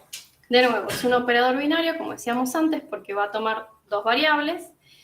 Y en este caso, va a tomar valor verdadero cuando al menos una de las variables sean verdaderas. O sea, no es necesario, como en el caso anterior, que las dos sean verdaderas, basta que una de ellas lo sea para que el resultado me dé verdadero. Y acá de nuevo vemos la tabla, o sea, si las dos son falsas, me da falso. Acá una es verdadero, así que ya me da verdadero. Acá A es verdadero, así que ya me da verdadero. Y en el último caso las dos son verdaderas, así que esto da verdadero. Vemos acá cómo sería la implementación en JavaScript. O sea, otra vez lo mismo de antes. Esto la pasa rápido. Y por ahí vamos acá al ejemplo que tiene un poco más de sentido. Entonces acá tenemos un algoritmo que nos pide que, dada una velocidad, indique mediante una alerta cuando se encuentra fuera del rango permitido para circular en la autopista, teniendo en cuenta que este rango permitido es de 60 km por hora hasta 130 km por hora. O sea, si va por debajo de 60 km por hora o más de 130 km por hora, tiene que indicar una alerta que está fuera del rango permitido. Entonces, hacemos esto acá. ¿Cuáles son las dos condiciones que yo tengo que evaluar acá? Por un lado, que sea menor a la velocidad mínima, que en este caso es 60 km por hora. Por otro lado, tengo que ver si me estoy pasando del máximo, es decir, que la velocidad sea mayor a 130 km por hora. Y después, ver que alguna de las dos se cumpla. Entonces, el operador que voy a utilizar en este caso es el OR, porque me alcanza con que una de estas dos se cumpla para que esté fuera de la velocidad. Obviamente, como es un problema real, nunca voy a estar a menos de 60 y a más de 130 km por hora a la vez. Pero bueno, era para ejemplificarlo. Entonces, acá, por ejemplo, en este caso, si mi velocidad es de 20 km por hora, estoy por debajo de la mínima. Cuando entre acá, voy a ver que esto me va a dar verdadero porque la velocidad, porque 20 es menor a 60, entonces esto me da verdadero. Y ya esto no es ni siquiera necesario analizarlo porque ya sé que con que una me dé verdadero, ya ingresa acá y me dice que la velocidad, de 20 km por hora no está permitida. En el caso de 135, cuando ingrese acá, 135 no es menor a 60, así que esto me va a dar falso. Pero cuando ingrese acá, 135 es mayor a 130, esto me da verdadero. Entonces acá esta condición ya me da verdadero y sé que está en una velocidad que no es la velocidad permitida.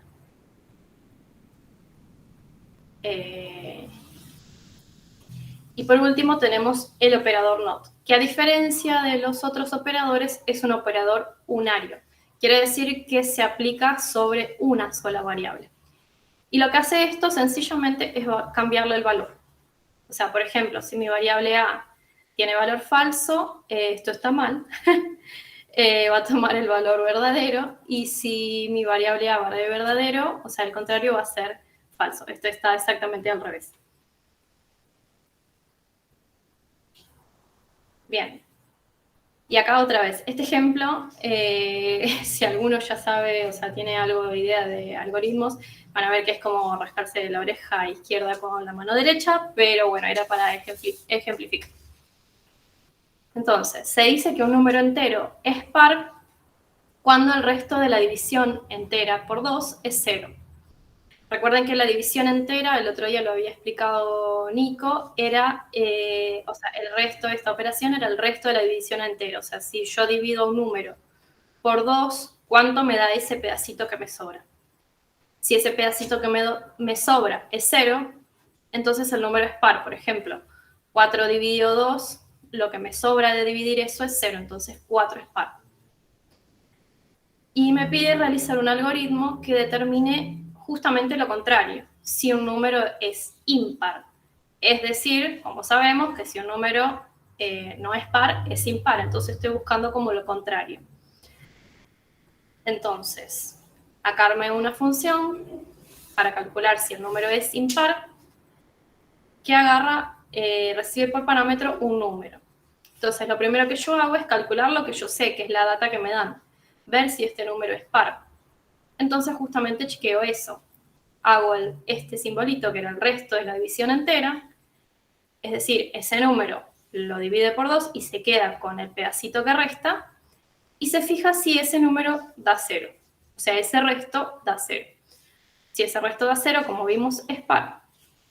Entonces, acá me estoy fijando si justamente no es par, que quiere decir que es impar, muestro por consola que el número es impar.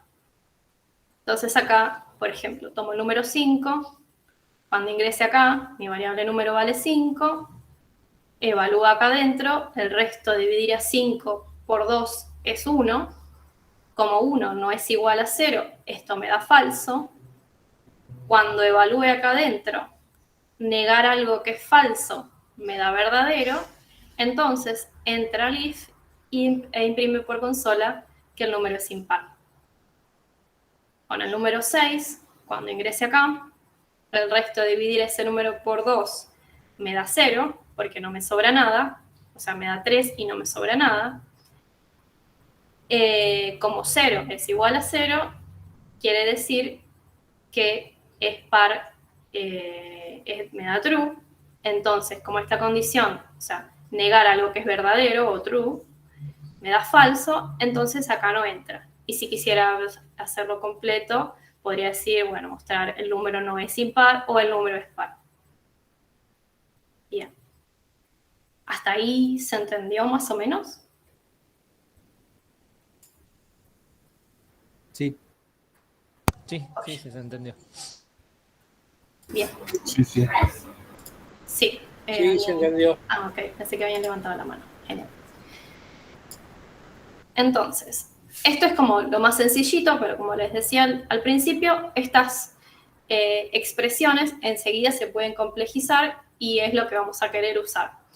Entonces, como en matemática, cuando ustedes tenían un cálculo combinado que era muy largo, yo tenía que saber las reglas para saber qué operación aplicó primero. O sea, si tenía suma, producto, o sea, qué aplicaba primero, y se acuerdan lo que se llamaba la separación en términos. Bueno, acá es muy parecido. Entonces dice, los operadores se pueden combinar formando operaciones más complejas. El operador NOT tiene precedencia entre todo el resto de los operadores, quiere decir que va a ser lo que yo voy a evaluar primero. Y después el operador AND tiene precedencia entre el operador OR. Y acá tiene sentido lo que les decía, que el AND es parecido al producto y que el OR es parecido a la suma. Por ejemplo, si yo tenía 3 más 2 por 4, o sea, primero agarro el 2 por 4 y a eso le sumo 3. Y acá es bastante parecido. Y también es parecido en el sentido de que yo puedo usar paréntesis cuando de alguna manera sé que se va a cumplir una regla de precedencia y yo quiero que se ejecute de otra forma, que se evalúe de otra forma, puedo utilizar los paréntesis para elegir qué es lo que se evalúa primero. Entonces, para entender esto, acá hay un ejemplo. Cada uno de estos grupitos son como expresiones que son equivalentes. Entonces, en esta primera expresión tengo 3 condiciones que las puedo pensar como 3 variables que tienen un valor verdadero o falso. Y lo primero que voy a hacer es evaluar el valor de verdad de cada una de estas condiciones. Entonces, 2 menor a 5 es verdadero. Esto nada más copia la misma operación. 0 es menor a 2 es verdadero. Y 7 es menor a 0, esta condición es falsa. Entonces, si yo evaluara esto de izquierda a derecha, recordemos que siempre tengo que ir evaluando de a 2 variables, lo primero que yo vería sería verdadero o verdadero, que me da verdadero, y verdadero o falso me da falso. Y esto no es correcto, porque lo primero que yo tengo que evaluar, recuerden que el AND tenía precedencia sobre el OR, son los AND. Es lo mismo que si acá tuviera un por y acá tenía un más, y se acuerdan cuando le hacía los arquitos y separaba en términos. Entonces lo primero que evalúo yo es esto, acá abajo está, es como si yo a esto le pusiera un paréntesis, y evalúo el resultado que me da esto. True y false, como uno de los valores es falso, me da falso, y recién ahí evalúo el OR, y como uno de los 2 valores es verdadero, esto me da verdadero. Acá en este otro ejemplo, lo que yo hice fue poner el paréntesis adelante, que era el caso que había hecho mal anteriormente, o sea, es exactamente lo mismo sumándole el paréntesis. Entonces acá sí, evalúo esta expresión primero, verdadero o verdadero me da verdadero, esto queda igual, lo bajo acá, y verdadero o falso me da falso. Y acá un ejemplo, ahí va. Un ejemplo con el not. Entonces, recuerden, lo primero que yo evalúo, el not o negación, es esto, 2 menor a 5, que es verdadero, pero como tiene el not adelante, me queda falso. 0 menor a 2 es verdadero, 7 menor a 0 es falso, perdón. Y entonces acá otra vez lo mismo. Primero tengo que evaluar el AND, porque tiene mayor precedencia ante el OR. Verdadero o falso me da falso, y falso o falso me da falso. Y por último, si bien nosotros sabemos que son si bien el operador es binario, va tomando de a 2, cuando tengamos cosas muy largas como esto, muchos AND, muchas condiciones unidas por un AND, sabemos que basta que una de ellas sea falsa para que todo esto sea falso. Y esto muchas veces en programación se utiliza para colocar la condición que sea más probable de que sea falsa primero, porque las otras ni se miran directamente. Igual, esto por ahí, si es más que nada informativo, no importa si no lo entienden del todo, pero sepan que basta con que una de estas condiciones sea falsa para que todo lo que viene después no importa el valor que tenga, siempre esta condición va a ser falsa.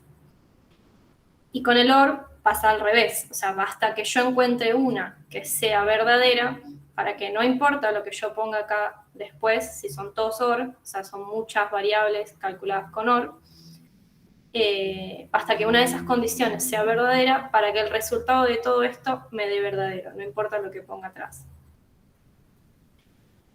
Y eso sería todo. ¿Alguna duda? ¿Alguien quiere preguntar algo de esto?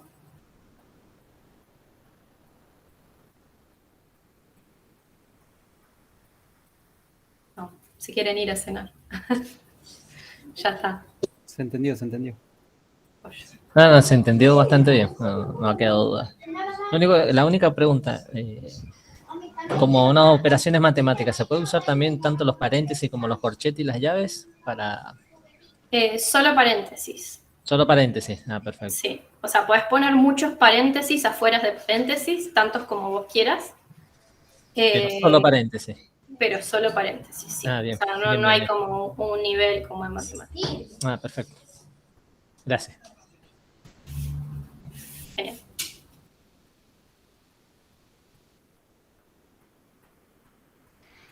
Bueno, gracias, Ale. Ahora vamos a ver un ejemplito de la otra vez que vimos la clase pasada. Vamos a verlo con una actualización con lo último que vimos. Y con eso cerramos la clase.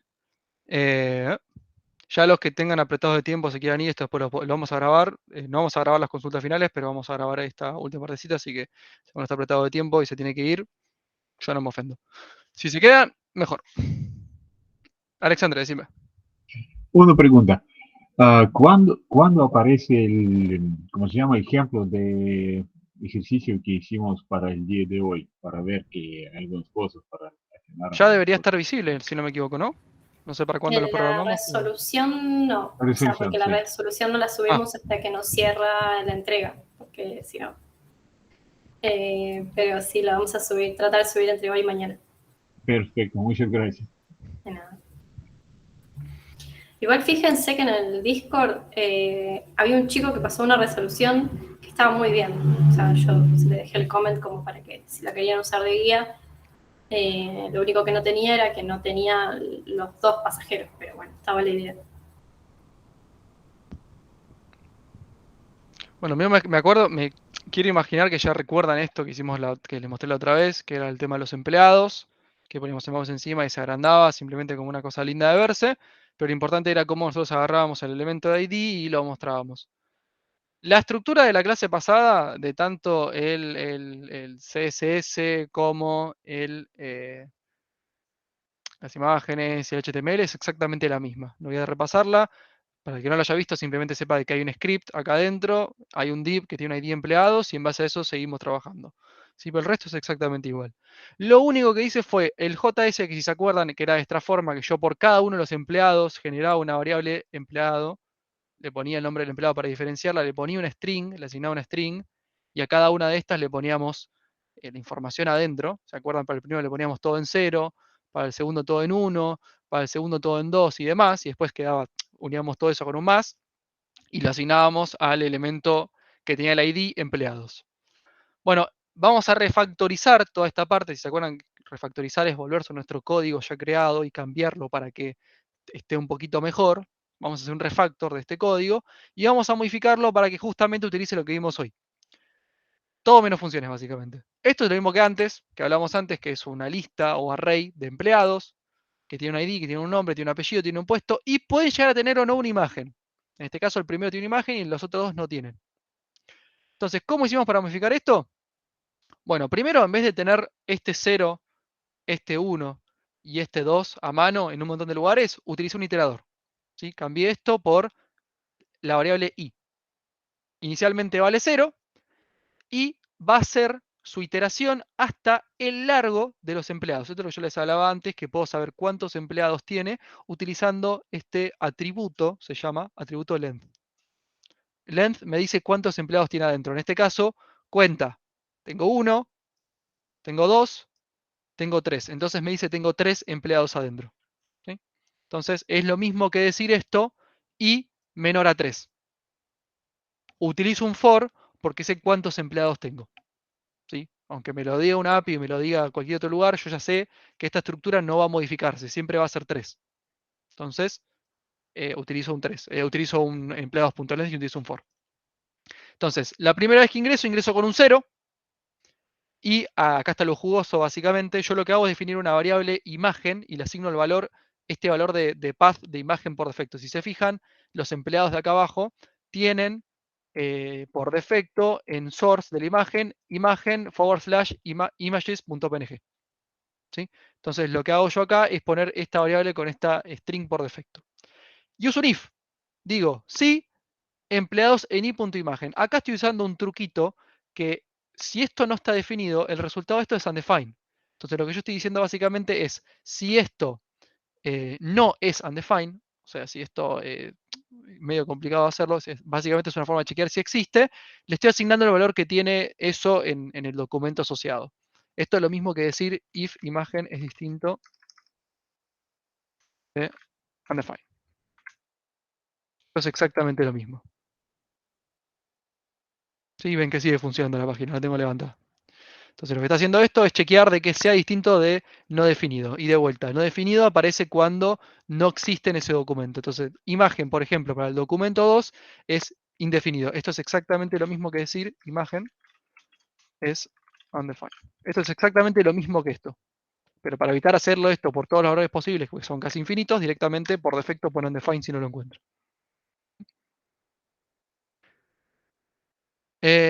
Ahí justo Mauro preguntó algo, si puedes le respondesele. Sí, sí, dale. Bueno, y entonces, una vez que defino esto, entonces, si el empleado tiene una imagen, le pone la imagen que dice el empleado, y si no tiene una imagen, entonces le pone la de defecto, porque no hay un bloque else. Entonces, le deja la de defecto. Y acá es básicamente lo que se encuentra acá abajo con los unos y los ceros, pero en vez de poner unos y ceros, pongo el iterador. Entonces, la primera vez, cuando valga 0, esto, cuando i valga 0, va a poner la imagen que corresponde, va a poner el nombre del empleado 0, el apellido del empleado 0, acá de vuelta el nombre y el apellido del empleado 0 concatenados, y por último pone el puesto. ¿Sí? Adentro de la variable body.html. Y si se fijan, la variable body.html está haciendo un más igual, que más igual es exactamente lo mismo que decir esto. ¿Sí? De estar agarrando el contenido que había antes y agregándole esto extra. ¿Sí? Y por esto yo también defino la variable body.html y la defino afuera del for. Porque quiero que perdure hasta que termine el for y que no se reinicie cada vez. Si yo hubiese puesto esto acá adentro, por ejemplo, cada vez que yo ingresaba, me iba a poner el body en 0. O sea, me iba a borrar lo que había antes. Para evitar que haga esto, lo defino arriba. Entonces, la primera vez que entra, body no vale nada inicialmente. Le pone toda la información del primer empleado. La segunda vez que entra, le pone toda la información del segundo empleado. La imagen va a ser la de defecto porque esta condición no se cumple. ¿Sí? La tercera vez que entra, de vuelta, la imagen va a ser por defecto y le pone la información del tercer empleado. Y la cuarta vez, cuando i vale 4, directamente no ingresa. Perdón, cuando i vale 3, no ingresa. Porque acuérdense de que esto es un menor. Es una condición de menor. Y esto, acá tenemos un 3. ¿Sí? Entonces, cuando i vale 3, ya no ingresa de vuelta. Si i vale 2, ingresa.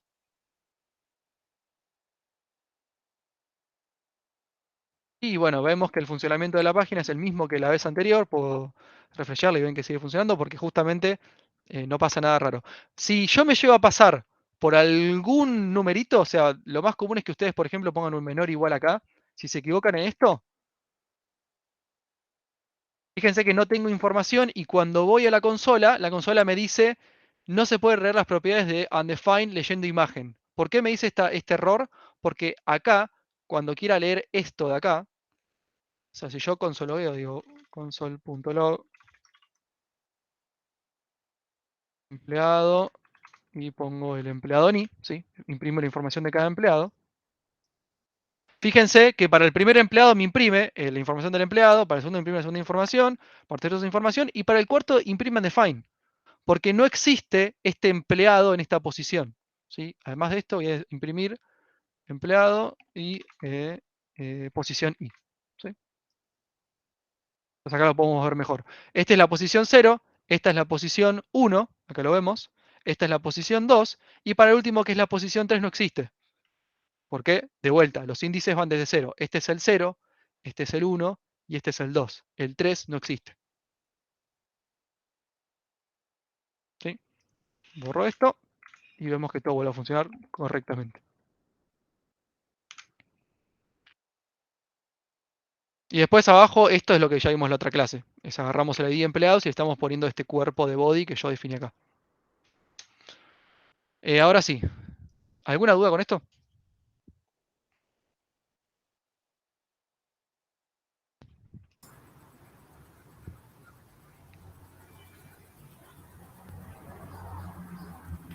Sí, ahí lo que preguntaba Mauro era como que si era un array vacío, y por un lado si funcionaba length, pero creo que lo más interesante por ahí es pensar qué pasa con el for, ¿no? ¿Qué pasa si el array está vacío?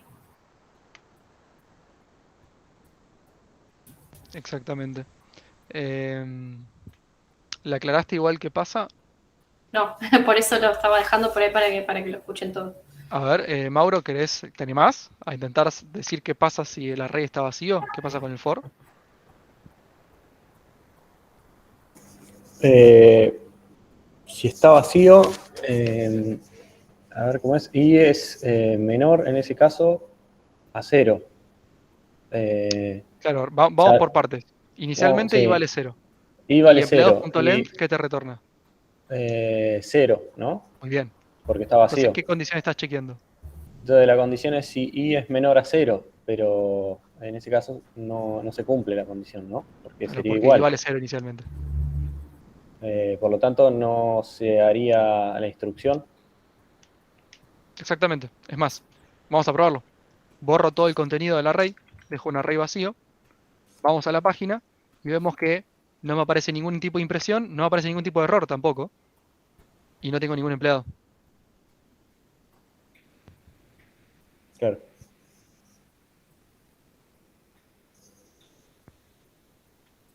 Así que Y con una esta pregunta, forma genérica, perdón, el array te cuenta los corchetes, ¿no? Es decir, si agregas un cuarto corchete vacío, ¿es un empleado sin información? exactamente. Bien. Se me va a romper todo, porque cuando quiera buscar, bueno, en realidad me va a poner undefined acá, me va a poner undefined acá, o sea, se va a romper todo. Vamos a probarlo Claro. si querés. Este me aparece, pero me dice que no es nada esto, que esto está indefinido. Me aparece información, pero no me aparece nada razonable de leer.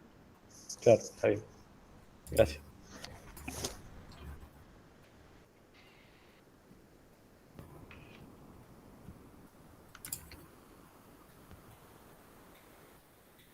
Bueno, y lo que quería aclarar justamente es que como ven que con esta estructura, utilizando el empleados.length, no me importa si viene un valor menos, si viene un valor más, funciona todo el tiempo y funciona bien.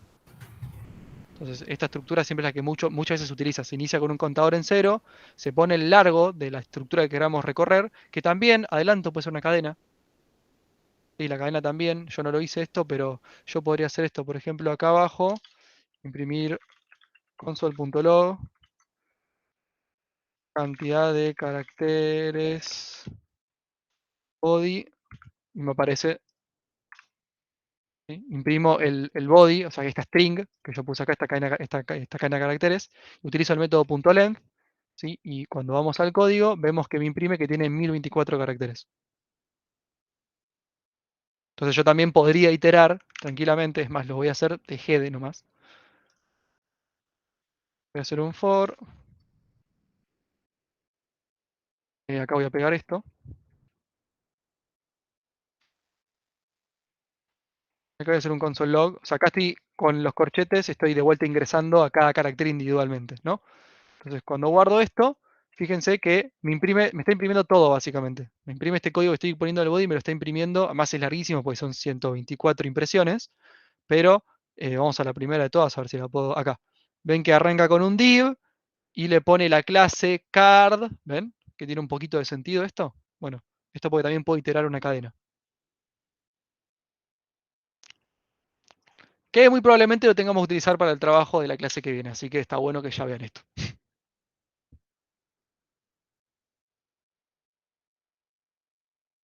Bueno, voy a dejar de grabar. Ahí terminó esta grabación. Fallé con terminar la grabación. Ahora sí.